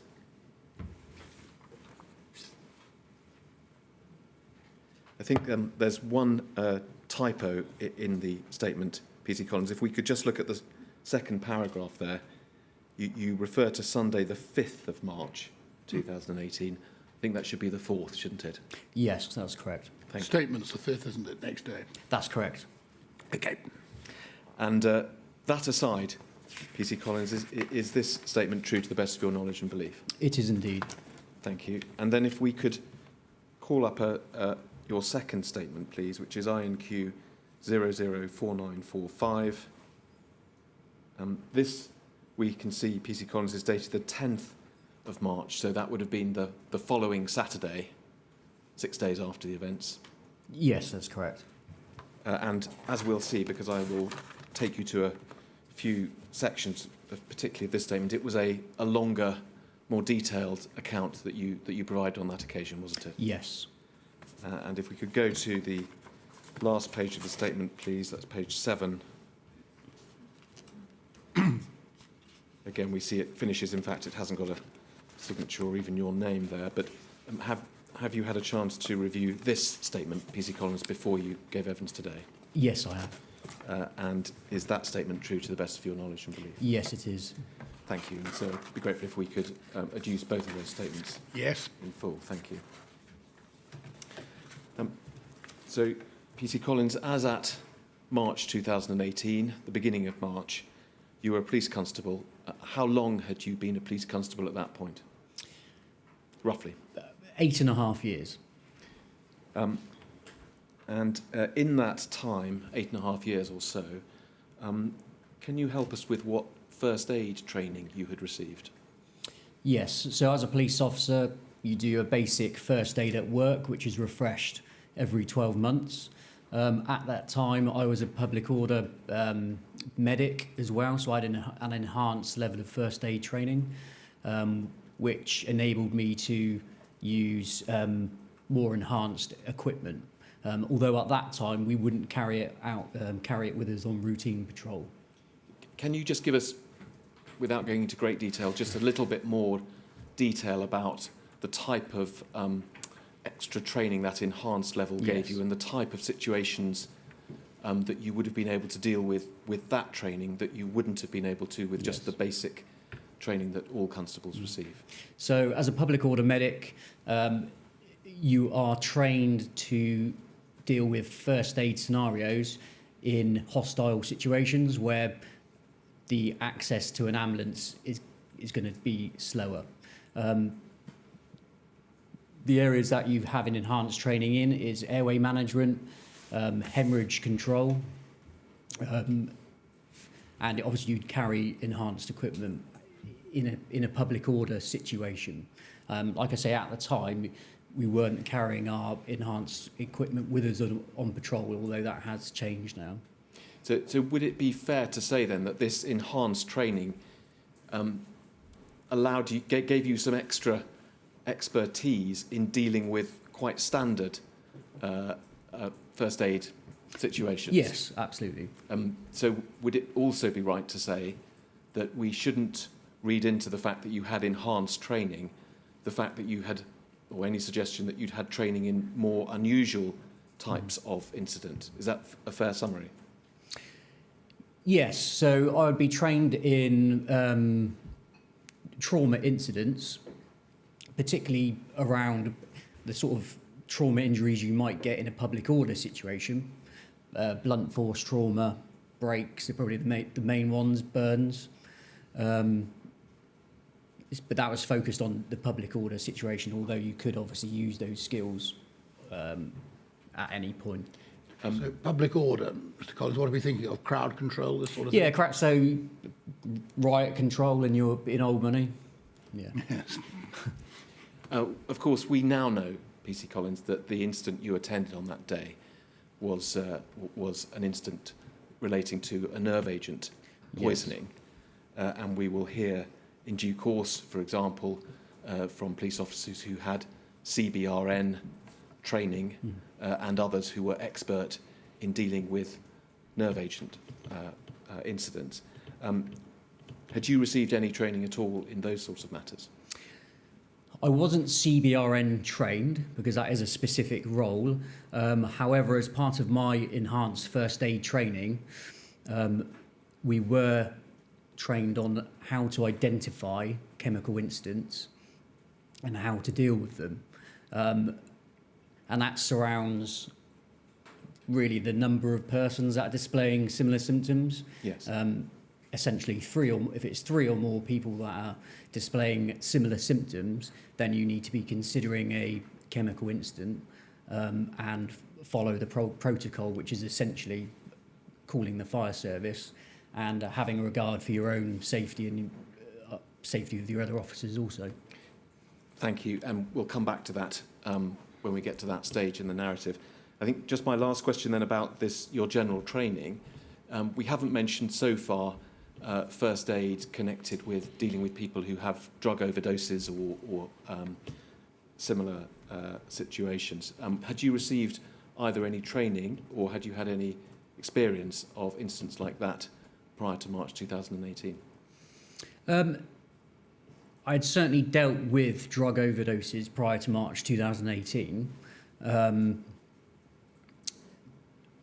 And really, as a first aid responder to a situation like that, I'd just be following the ABCs really: airway, breathing, circulation, disability, and obviously, I'd be going through that process whilst an ambulance is en route.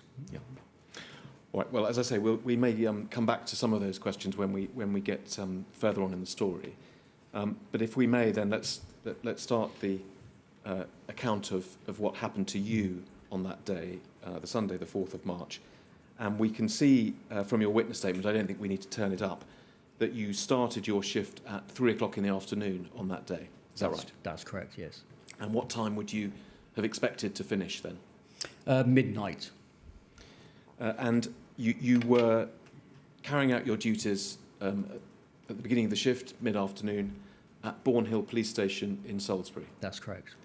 Now, we haven't yet located that on a map. We've seen various places within Salisbury, but not that. So I wonder if we could call up INQ 005819, page 95. Now, PC Collins, we have looked at various locations, if you like, towards the left of that map, the railway station, the St Paul's roundabout, Wilton Road, Devizes Road, Christie Miller Road. But shifting our focus over towards the right, we can see, can't we, the city centre? Yes? Yes. Yeah. And do you see where it says Salisbury? Yes. Is that sort of more or less just below that? Is that where the Maltings shopping centre is? Yes, that's correct. Roughly speaking. Yeah. And can you help us? Where on this map is Bourne Hill Police Station? Are we able to zoom that in, or don't we? Well, let me help you. It says Bourne Hill over towards the right, just above what looks like a green park. Oh, okay, yeah, Yes. there we go. I've orientated myself now. Is the police station Yes. close to that? Yep, so the police station is just north of Bourne Hill, just to the left of that green area. So there's in fact, where we see the box, That's better. which says Dawn Sturgess, just to the right of that, there's a sort of oblong, what looks like Yeah. an oblong building running north to south. Is that, roughly speaking, where the police station is? Yes, so you've got where it says Bourne Hill, directly above the B, you've got the rectangle shape. That is Bourne Hill Thank you. police station. And you mention in your witness statement, and we'll come to it in the narrative in a moment, that you travelled from there to the Maltings shopping centre. Yes. Can you estimate how far it was between the two? That's less than a mile. Yes. I think in your witness statement you say about half a mile. Yes, yeah. And while we're looking at this map, are you able to tell us roughly how you travelled, and was it something that a distance you were able to cover quickly or not? Yes, it's a very short distance from Bourne Hill Police Station to the Maltings. Essentially, I'd have left Bourne Hill. In fact, it's a one-way system, so I would have come down Endless Street. Down Endless Street. Take a right onto Chipper Lane, a left onto Castle Street. That will bring me past the library, and then you've got the Market Walk, which runs adjacent to the library. That's a pedestrianised area, but it's wide enough and safe enough to get a car down there. Right. And that's the quickest route.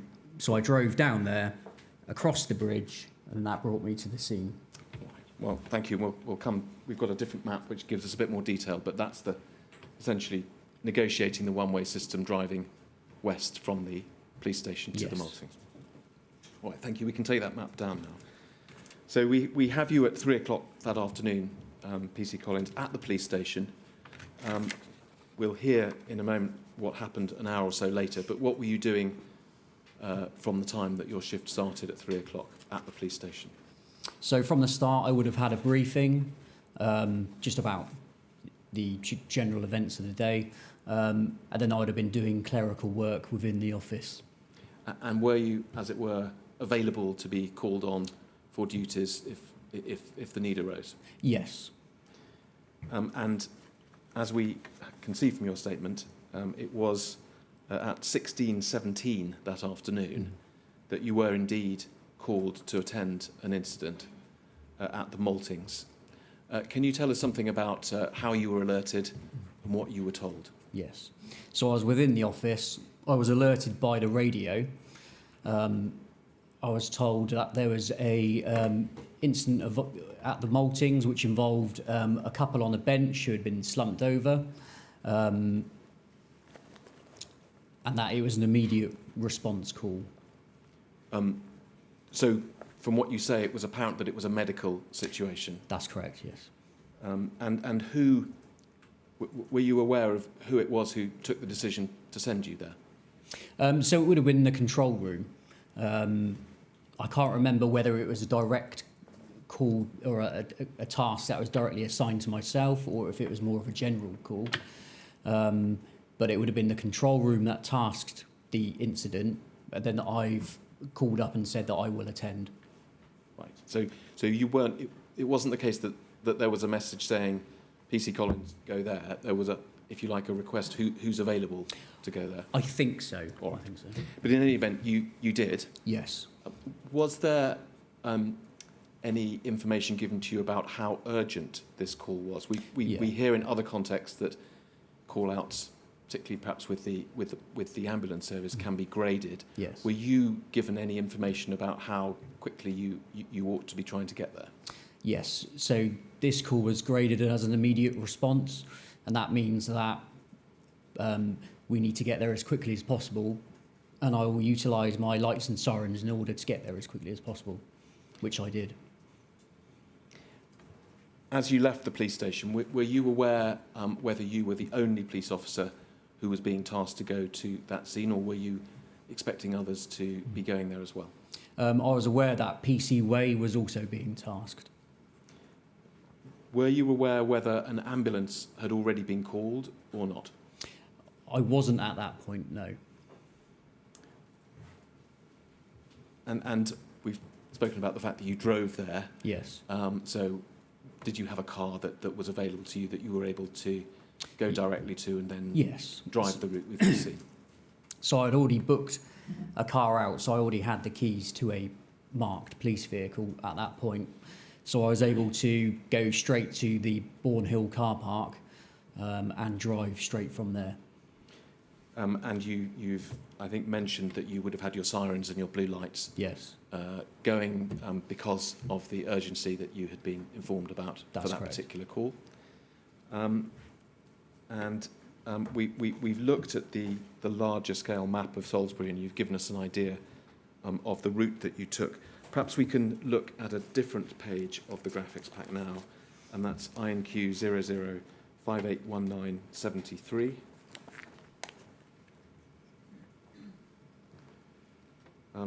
So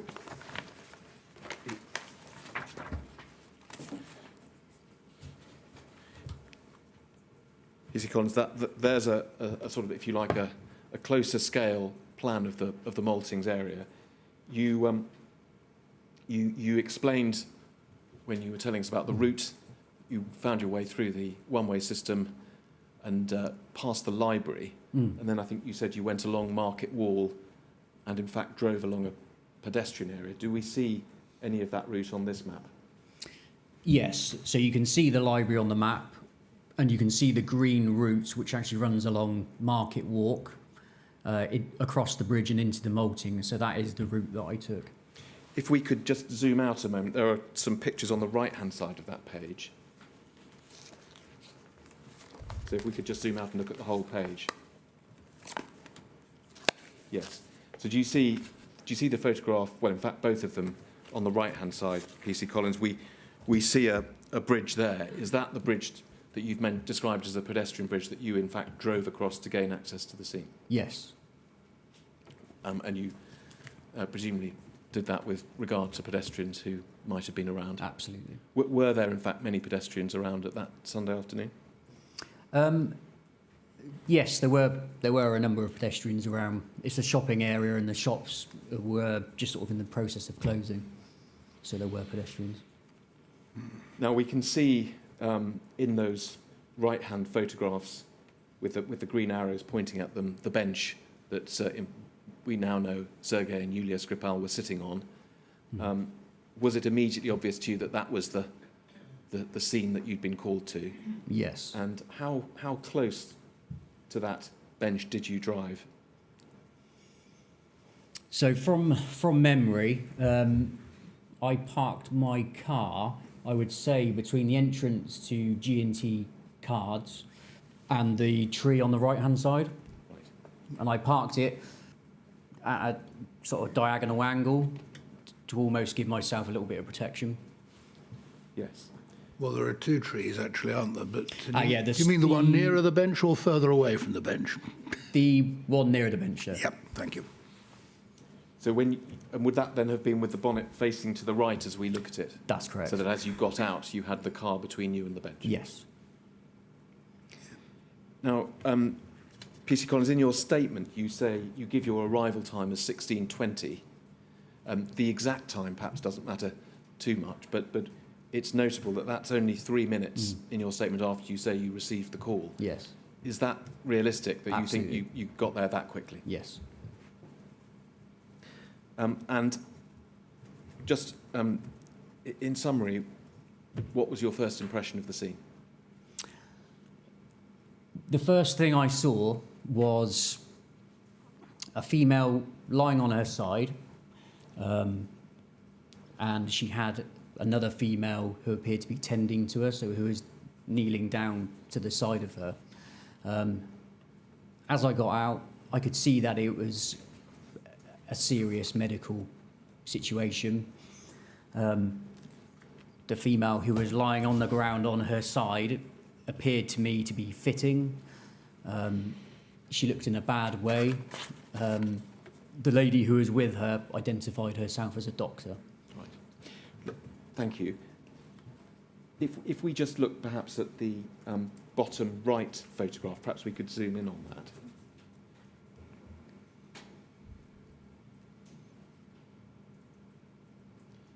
And we can see, PC Collins, that this photograph, the time is given as 16:15. So that's a couple of minutes before you were called, 5 minutes or so before you arrived. But in fact, it would seem from what you've said and what's in your statement that things had changed a fair amount between the time that this photograph was taken and, Yes. and when you arrived. First of all, as we look at that picture there, both Julia and Skripal and Sergei Skripal are sitting on the bench. Yes. And I think you've just explained that by the time you got there, only Sergei was sitting on the bench and Julia was on the ground. Is that That's right? correct. And in fact, we've heard evidence this morning about Julia being taken down. And as we've heard, being put into the recovery position on the ground. Is that how you remember it? Yes. Yeah. Again, as you've explained, there were first aiders with Sergei and Julia Skripal. When you arrived, they're not there in this photograph, but you, is this right? That's remember correct. those first aiders being there. Yes. What about members of the public? In fact, looking at this photograph, there's almost no one around. Was that how it was when you got there, or were there more people than that in the vicinity? So there was, in front of that bench is a row of shops. So there were a number of people coming in and out of those shops, or potentially coming out because they were closing. So it wasn't really busy, but there were still people around. Were the people interfering with dealing with the scene at that stage, or not? I wouldn't say interfering, but it was beginning to draw a bit of a crowd, as these things do. Now, in your statement, and we'll look at a passage or two of it in a moment, you describe going to see each of the two casualties and assessing their condition, and you refer to, as I've said, each of them having a first aider with them. Yes. And as you mentioned, with Julia Skripal, a lady who identified herself as a doctor, we now know that's Dr. Ord. Yes. And with Sergei Skripal, another lady who I think you say identified herself as a military nurse, we know that's Helen McCourt. Yes, is that right? That's correct. And in your statement, you describe going, first of all, to see Julia Skripal. Can you tell us why you went to see her first? Initially, I didn't actually notice Sergei. So when I first arrived on scene, Julia on her side on the ground with Dr. Ord with her, my initial thought was that was all we had, just the one patient, certainly who was in need of medical attention. I then became aware that, indeed, Sergei, who was sat on the bench, he was also in need of medical attention. Right. Well, if we may, I'm going to ask you some questions first, all about Julia Skripal, and then we'll come on to Sergei, but that's useful to understand that.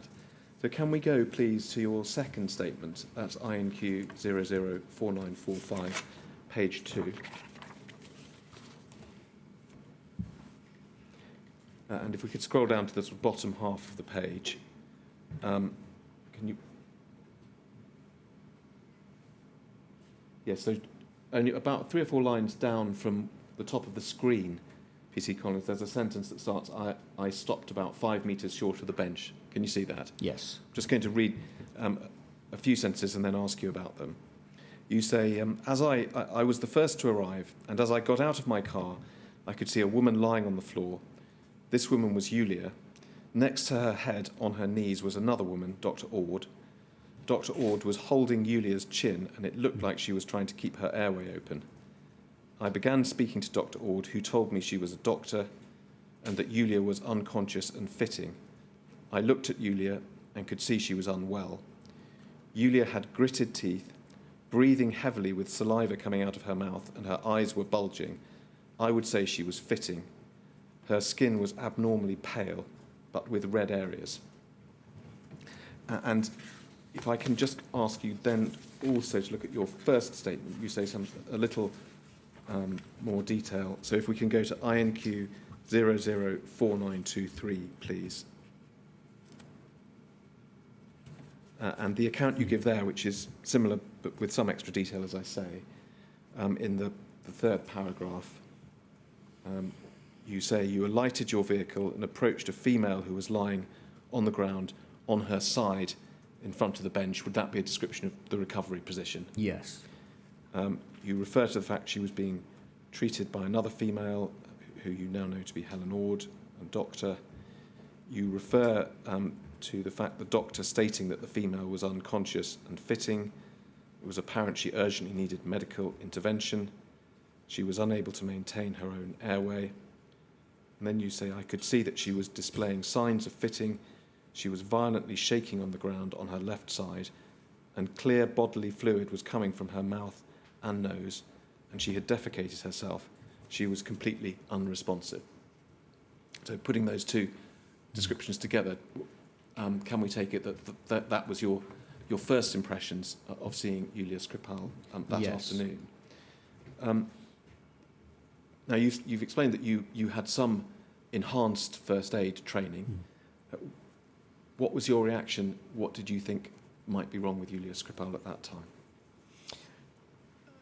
So I hadn't seen anything as severe as that before, and I wasn't entirely sure what was the problem. Obviously, things were going through my mind. You know, could it be a drugs overdose? Could it be a medical condition that's causing her to fit? I really didn't know for sure. All I could see was that she was incredibly unwell. Of course, you're not medically trained beyond that first aid training that you've described. Presumably it was a reassurance to you that by chance a doctor was there with her. Absolutely. And what was in your mind then about what you needed to do in the situation? I was happy that both Yulia and Sergei had trained medical professionals with them who were in charge of their care. So it was now my role as a police officer to try and establish what had happened to these two people and also control the crowd and put cordons in. Just before we move on from your impressions of Yulia and Dr. Ord, did Dr. Ord tell you anything about what she thought might be wrong with Yulia, or any conclusions she had drawn in that respect? Not that I remember. Were you aware at this early stage of whether an ambulance had been called, and did you do anything about that? Yes, so I contacted the control room as soon as I got there to confirm that an ambulance had been tasked by them. And did they told you it had? Did they? Yes. Thank you. Since we're on this statement, let's go over to the second page, please. And it's the second paragraph. This statement, this part of the statement, E.C. Collins explains your initial impressions of Sergei Skripal. You say, there was also a male sat upright on the bench. His eyes were open, and I noted that his pupils were the size of pinpricks. Clear fluid was coming from his nose and mouth, and he was unresponsive to voice. He was being treated by a female by the name of Alison McCourt, who identified herself as an off-duty accident and emergency nurse. The male was also vomiting onto his chest and onto the ground in front of him. He was a white male, large build, 68 years old, wearing shirt, jeans and a green coat. And you say he had grey hair and was clean shaven. You said a moment ago that you hadn't initially realised that Sergei Skripal on the bench was also a casualty, as it were. When and how did you become aware of that? I became aware of it quite quickly. Once I had established that Yulia was being cared by the doctor, I then looked around, and then that's when I saw Sergei sat on the bench. I think the reason my attention wasn't drawn to him straight away was because of how still he was sitting on the bench, which is quite unusual in a situation like that. Yeah. And again, were you able to draw any conclusions, either additional or different to the conclusions you drew about Yulia, about what might be wrong with him? Again, it was similar conclusions, really. The fact that there was two of them displaying similar signs and symptoms, that was the point where I asked Nurse McCourt, how many casualties have we got? And she confirmed it was just the two. Because I did think, following my training, my first aid training, enhanced level, if it had been three or more, then I would have considered a chemical incident. Yes. However, just because it was the two, I was going down the lines of a more isolated incident between the two persons. Again, I was thinking about drugs, Yes. potential overdose. You addressed the subject in your second statement, PC Collins, so let's just look at the passage that you do that there. So if we could go back to INQ 004945, please, and it's on page 3.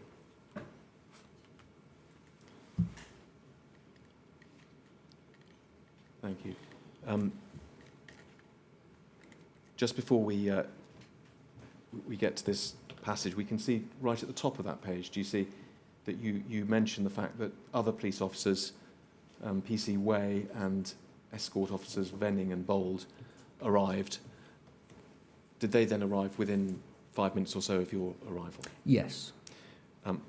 And then if we can scroll down, about 5 or 6 lines below that, you give an explanation as your thinking about Sergei and the point you've made about there being more than one casualty. Can you see 4 lines down from the top of the screen as we're looking at it? You say, I asked Nurse McCourt how many casualties we had in total, and she replied 2. I was thinking that if it was 3 or more, then these symptoms could have been caused by a chemical incident or something similar. This thought process came from my first aid training. However, as there were only 2 medical casualties, I began to think it was more likely to be drug overdoses. But just pausing there, you mentioned in that statement, as you've mentioned just now, the possibility that it could be a chemical incident. Just to be clear then, was your thinking about that possibility influenced at all by the symptoms you were seeing, or was it simply the fact that, as you understood, there were more than one casualty? It was a combination of how many casualties did we have, and also the types of signs and symptoms that we were seeing. I'd be looking out for respiratory distress, rubbing of the eyes, that type of thing. But I'd also be looking at the number of people and the situation, and it didn't fit at that point. We heard some evidence last week about the 1, 2, 3 principle. If there are 2 casualties, approach with caution. If there are 3, then that's a much stronger indication of some sort of chemical incident and seek reinforcements, Yes. as it were. Is that, in essence, the training that you'd received and what was going through your mind? Absolutely. If you have 3 or more persons and you suspect a chemical incident based on the whole picture that you're seeing, then we would call the fire service straight away. And essentially the persons would need to be derobed and decontaminated, which the fire service would essentially do. Okay. Let's read on, though, PC Collins. You say, however, as there were only 2 medical casualties, I began to think that it was more likely to be drug overdoses. As I looked at Yulia, I could potentially see her as being a drug user due to her age and the condition of her skin. I'm just pausing there. Age perhaps speaks for itself. What did you mean about condition of her skin? So certainly in terms of an opioid overdose, you would see a person with very pale skin. Generally, users of opioids will have poor circulation and will have pale skin. Due to her condition, she had pale skin. So my thought process was it was a possibility, certainly with Yulia. And then reading on, you say, with regards to Sergei, I thought that there may be an unsavoury relationship. However, he did not look like a drug user.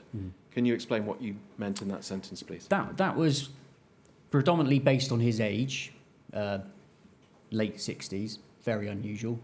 So just, can you be clear? You mean unusual for someone of that age to be... Certainly to use drugs, particularly to the point of overdose. And also with regards to what he was wearing, they were both smartly dressed, as if to go out, whereas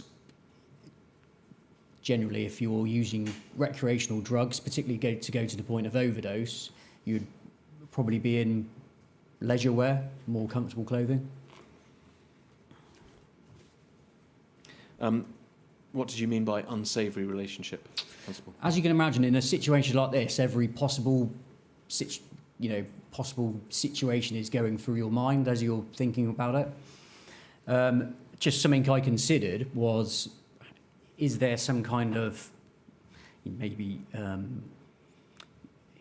it could be anything, unsavoury, but I was perhaps thinking prostitution or something like that, whereby there's been an exchange potentially involving drugs and it's gone wrong. That was just a thought process that I had. Of course. And as a police officer, you were simply trying to think about what the possible scenarios might be. Yes. But I think it's what you said and what we see today and what we see in your statement is that your views at that point were focusing on the possibility of a drug overdose. Yes. Is that fair? Yes, that's correct.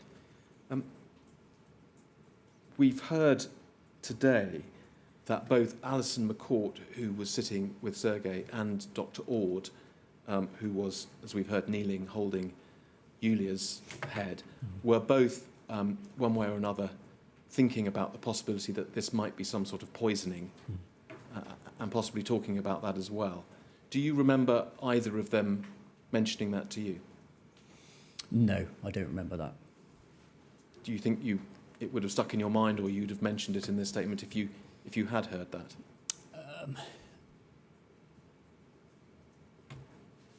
I'm not sure. I think I would have put it in the statement if I had actually heard it myself. It was obviously appropriate and important for you to be trying to think through what might have caused this situation. But just to be clear, did your thinking about the medical cause of this incident affect what you actually did over that time, those 5-10 minutes while you were there? Yeah, so one of the most important things that I did was establish the cordon very early on. And there was numerous reasons for doing that. The first one being dignity to the patients. Particularly Yulia was in a not a very nice situation. She'd defecated herself. Sergei had vomited, so it's just a not very nice situation for them to be in. So one of the reasons we put the cordons in was to obviously for their dignity. Also, I appreciated that other emergency services would be required. More police, more ambulance crews, and potentially fire. And that takes up a lot of space. So we needed to clear the space of people. So we had a safe working environment. And also, we didn't know what had happened to these two people, and we didn't want to, expose the public to any further risk. So they're the reasons for putting the cordon in place. Right, and you've mentioned the cordon more than once. So let's, if we can, go back to INQ 005819, page 73.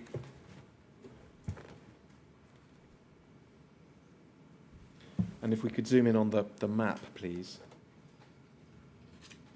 we've seen PC Collins, that green line over the bridge, that's how you approached. And I think that we can see, can't we, the shops facing the bench with the numbers. Yes. And it's number 26 is the GT cards on the corner. Is that right? Yes, that's correct.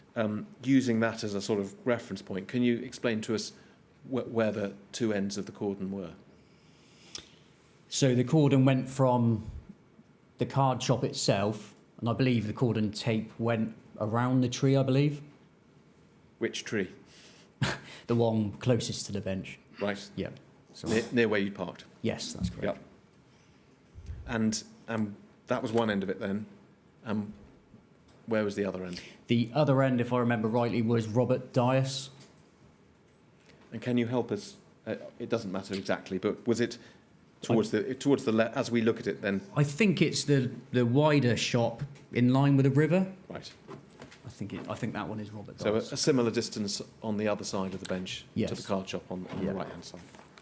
And just to be clear then, the effect of that cordon was to stop any members of the public accessing the space between those 2 points. Yes, that's correct. And moving on, PC Collins, at around this time, did you decide that Sergei and Yulia should be searched? Yes, that's correct. And I think it's right to say that you searched Yulia Skripal and PC Way, who had arrived by that time, searched Sergei Skripal. Is that right? Yes, that's correct. And why did you decide to search them? The main reason was to try and establish what had led them to be in this condition. So we were looking for medical bracelets, medical information cards, drugs paraphernalia. We're also looking for identification, because in a situation like this, it's important to establish who the next of kin is. So finding out who they are, driving licenses, ID cards, and then once we've obtained that information, we can then pass it to the control room and intelligence checks can be carried out. In your first statement, and I don't think we need to go to it, you say that you commenced a search of Yulia, quotes, for evidence to potentially identify evidence of drug use. So you've mentioned it, but was that the prime reason that you conducted the search, or just one of a series? One of them, one of the reasons. And is the context to that the fact that we've already discussed that at the time was what your sort of working theory was as to what may have caused these symptoms? Yes. And were you wearing PPE when you searched Julia? Yes. What PPE were you wearing? I was wearing a single pair of latex gloves. And what did your search of Julia produce, if anything? It produced a mobile phone. And where did you find that, if you remember? That was in her front right-hand jean pocket. And what did you do with the phone? So I took the phone out. I noted that it had some Russian sort of style writing on the front of it. I then put the phone on the ground, and it was at that point that, because this is actually just prior to when the cordon was put in, and it was at that point that I noticed that a bit more of a crowd was forming. The other officer that I had with me was Escort Officer Bold. So I made a decision for her to take over the search of Yulia, because she was trained in that. And I took on the role of essentially crowd control and implementing the cordons. So I pushed the persons back, and then Escort Officer Venning put the actual physical cordon in with the tape. Because the one thing I was conscious of is that as a police officer, I wanted to obtain witness details, and the escort officers weren't trained in that that process. All right. So you mentioned the phone. PC Way's search of Sergei Skripal produced Mr. Skripal's wallet, didn't it? That's correct. And was that something that you looked at a little bit later? Yes, I did. And was there anything significant or important about the wallet? I noticed a driving licence in it which had his name, date of birth, and and address on it. And Constable, both the wallet and the phone were clearly important items, Yes. which would be of value to the continuing investigation. And you describe in your statement how you treated them as exhibits and bagged them up and so on. That's correct. But did they actually sort of take your own understanding of the situation very much further? No, other than knowing the name of the potential name of the gentleman, Sergei. Having passed the details to the control room, no information came back from the control room that alerted me or gave me any further information as to what the possible cause could be. Moving on in the sequence then, going by your second statement, once you'd put the cordon up, and you've mentioned the search as well, by that stage it was about 16:45, so more or less 25 minutes after you'd arrived at the scene. And you describe in your statement around that time two things happening. First of all, your sergeant, acting police sergeant Holloway, arriving at the scene, and also at around that time the first paramedic arriving. Tell us about those two incidents. Yes, so APS Holloway arrived, and obviously I gave her an update as to what the situation was and what we had done so far. My recollection of the paramedic arriving, which I believe was Ian Parsons. Yes. The thing that sticks in my mind was I heard Dr. Ord shouting, "She's not breathing, she's not breathing," and that Ian Parsons then went to deal primarily with Yulia. And indeed, we've heard her evidence about that this morning. Your role then changed, as you say, you handed over, presumably Sergeant Holloway took over the policing responsibility at the scene, and as well as Dr. Ord and Nurse McCourt, the paramedic was there dealing with the first aid. What did you do then? Did you get involved in the first aid in any way? So I assisted the ambulance service with getting Sergei Skripal onto a stretcher.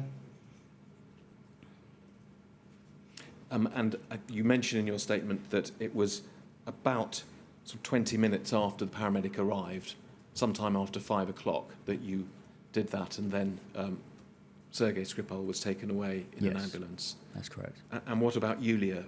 Was she still there at the time? Did she leave? At this point, I can't remember who left first. I'd have to refer to my statement, in fact. Let me just ask you a different question, related. We see a reference to a helicopter, Yes. An air ambulance, and the discussion about whether or not it was going to land. It's referenced in your statement. We also see it in the logs. Yes. Did it land? Did it take either of the casualties away, to your memory? It didn't land directly at the scene. I understand that it potentially landed in the central car park, although I didn't actually see it myself.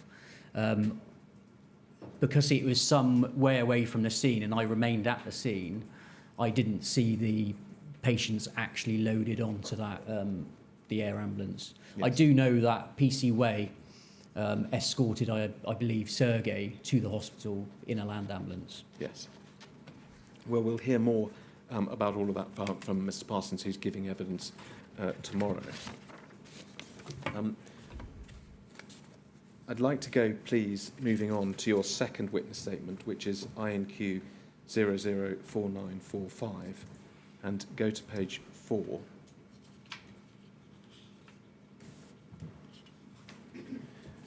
And around the middle of the page, you can see there, Constable, this was the discussion about you helping to lift Sergei onto the stretcher and him being taken away in an ambulance at around 5:05. Do you see that? Yes. And several lines under that, you say, my role was now to manage the cordons that were in place The time approximately now was 17:12. And I think by that stage, Julia had left the scene as well. Do you see that? Yes. And then you say this: during the run-up to this, there had been discussion that this may have been a fentanyl contamination. And just, if you will, hold that thought in your mind, because there's a little bit more detail that's given about that subject in PC Way's statement. So if we could go, please, to INQ 004973, page 6.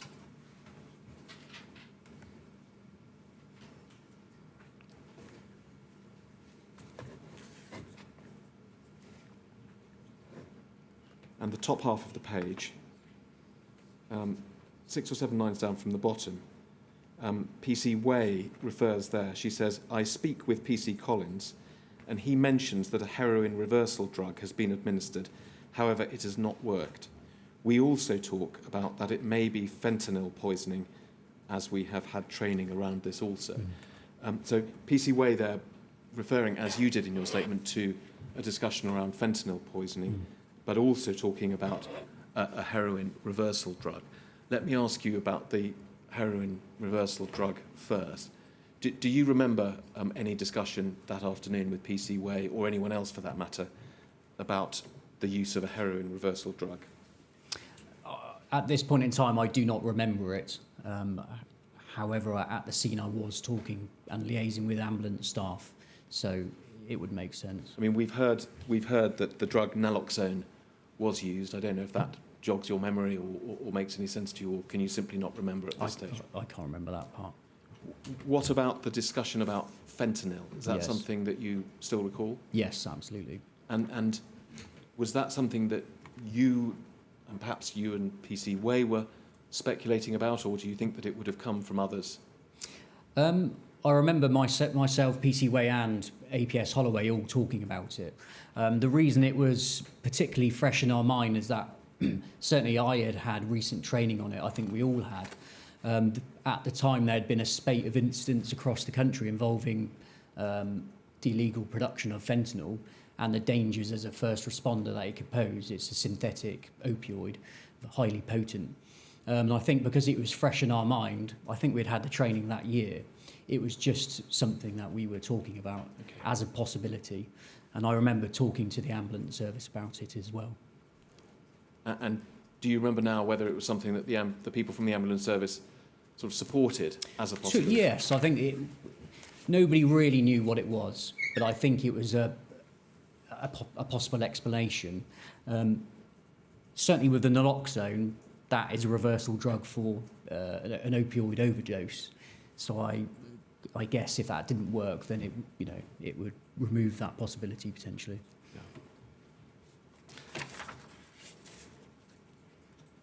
You've referred a moment ago, Constable, to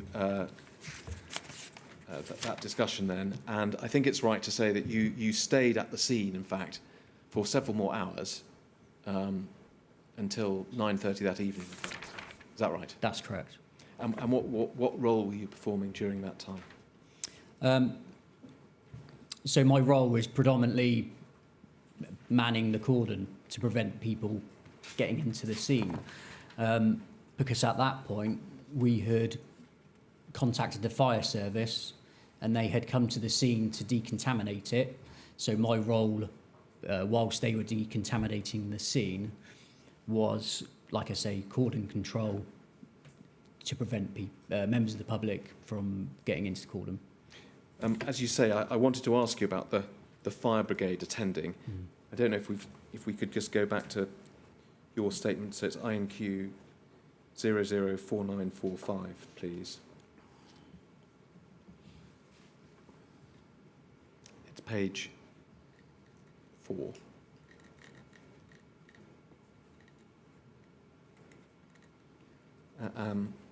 Yes, thank you. So the passage, the line I read a few minutes ago about the fentanyl contamination, it's the line that begins with 1712. The time approximately now is 1712.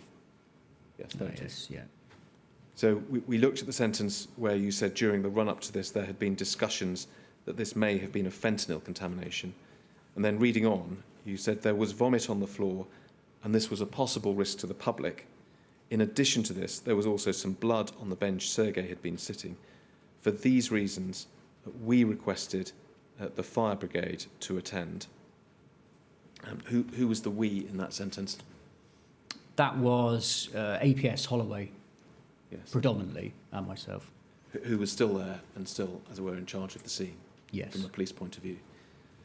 And in fact, she describes her thinking in a little bit more detail in her statement. So I wonder if we could go to that, please. It's INQ 004965, page 5.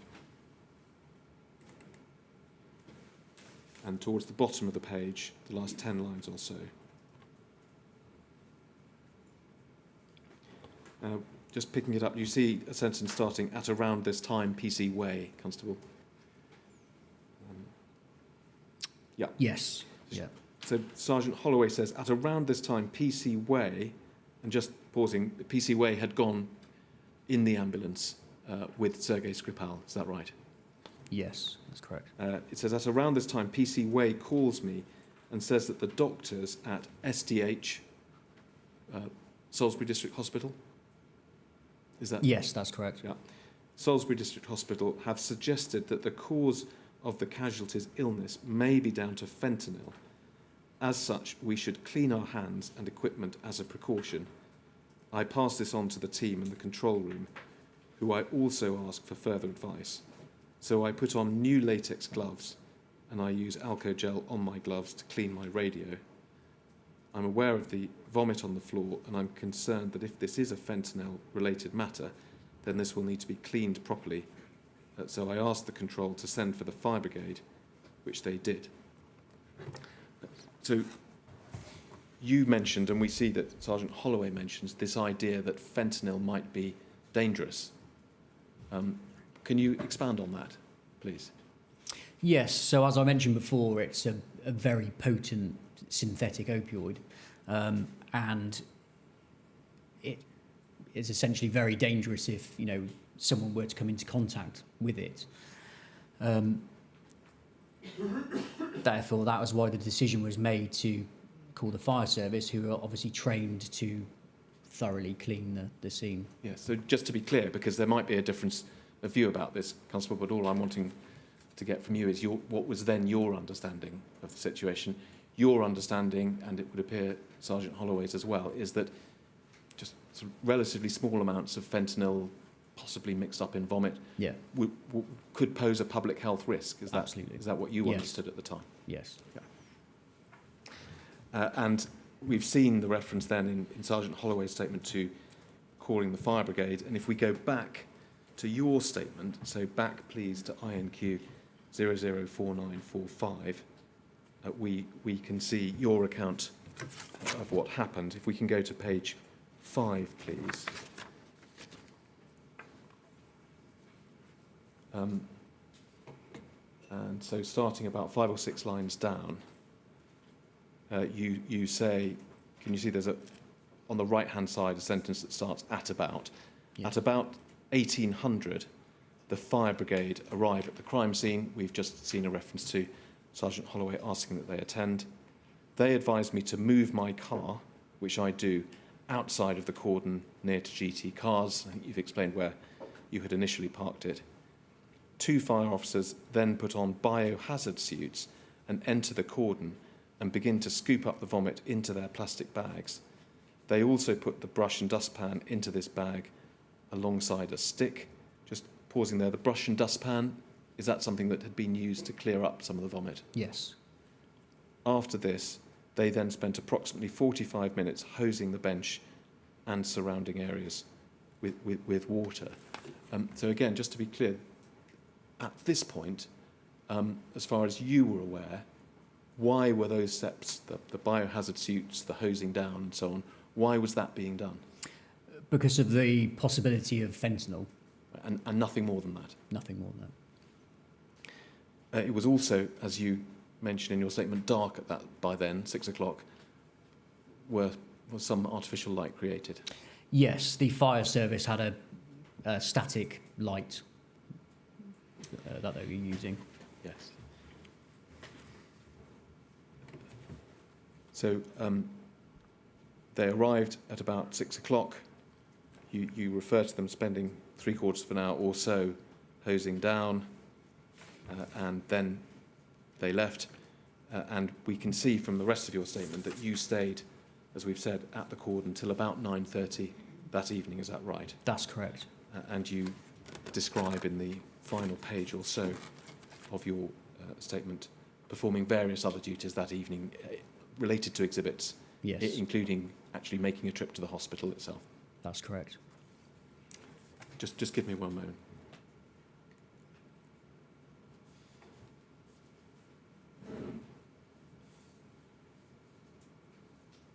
Yes, if I could just ask you to cast your mind back to some questions I was asking earlier. I asked you about searching Julia Skripal and that you found a phone in her pocket. Was it, as we understand, a smartphone, an iPhone? I can't remember the exact make and model of it, but I know it was a smartphone. Yes, we've heard. Let me be a bit blunter. Was it a brick, an old style brick, or was it a smartphone? Smartphone. Yeah. And you mentioned seeing Russian writing on it. Was that, as it were, actually written on the outside, or did you do something to the phone? No, I believe I pressed the button which activated the start screen, and the start screen had what looked like Russian writing on it. Right. And so can we take it from what you say that the phone was switched on at the time, in the sense that all you had to do was press the sort of central button to Yes. activate the screen? Yes, absolutely. Thank you. Did you do any more than just press that button No, once? I did not interrogate the phone. But from what you did, simply press that button, would it be fair to say, as far as you could see, the phone was working? Yes. Thank you, PC Collins. Those are all the questions I have to ask you. I think there'll be some more questions from my right. Thank you, Mr. O'Connor. Have you got anything, Mr. Mansfield? I do. Yes. Not very much. And if you'd like, I can get it done by 1 o'clock or before. Yes, please. Good morning, officer. My name's Michael Mansfield, and I represent the family of Dawn Sturgess. I've just got a few matters. I'll try and deal with it chronologically. It's a little easier for you, probably. So I want to deal with the position before, I'm going to call it the Skripal event in Salisbury. So it's the time before that. The threshold for discerning a chemical incident was the 1, 2, 3 approach. The question I have is this: what was your understanding in relation to the 1, 2, 3 approach, that if it was 3 and the fire brigade were going to be called to deal with decontamination, what was your understanding of what you as a police officer should do in the interim before they got there? So you'd have to have regard for your own safety, because if you suspect a chemical incident, then by getting hands-on with the patients, you could then become a patient yourself. Yes. So essentially, it would be, gathering them into a particular area, calling the fire service, and then they would derobe and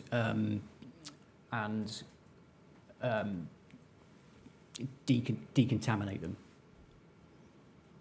Yeah. What about the public at large in that interval? Yes. So an important thing would be to put a cordon on to isolate the patients from the public at large.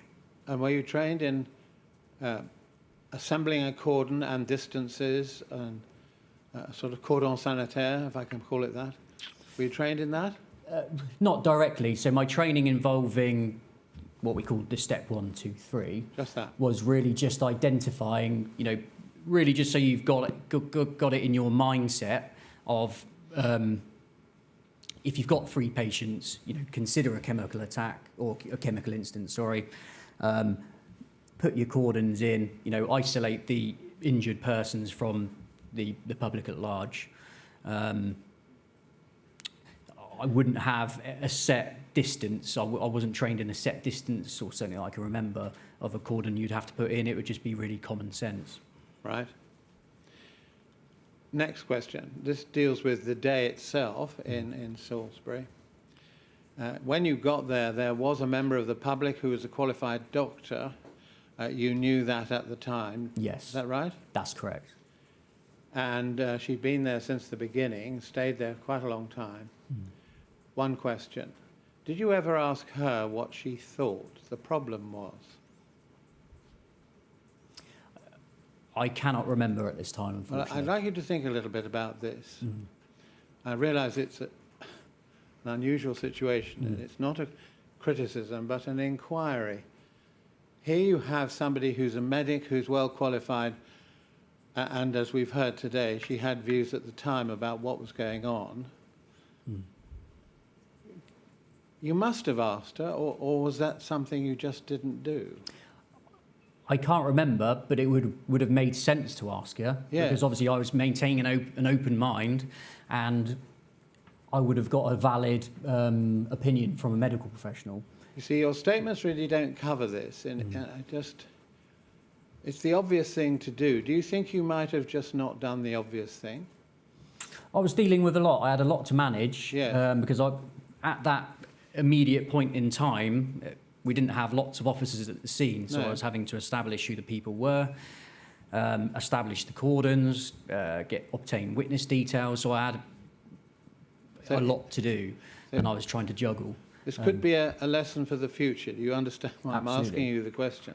So do you think there's a real possibility here that because of all the things you had to do and it was unusual, you overlooked actually asking the medic what she thought was wrong? Possibly, like I say, I can't remember Right. at this point in time whether No. I did that. Certainly, it would make sense to me to do it. Certainly, as a first aider, you look to obtain information as to what could have potentially happened, and that's from witnesses. One thing I did do is when I put the cordon in, Yes. I did canvass for witnesses to try and establish if anybody had seen what had happened. And if she had given you an opinion, you would have respected that. Is that fair? That's correct. Now, moving on, after the events, you remained in the police force in Wiltshire.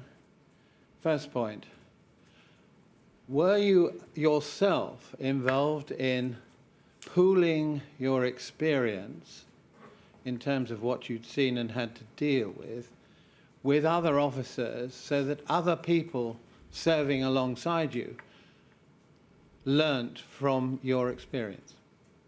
No.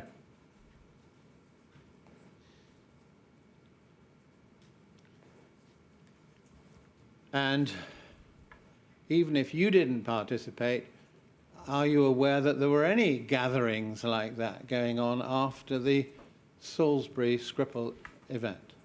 I wasn't aware of any. Yeah. And one other matter post Salisbury, I know you're not involved in the Amesbury side of it. Was there any advice given to you as a police officer to be aware that there's a possibility of more Novichok being left in Wiltshire? No. Thank you.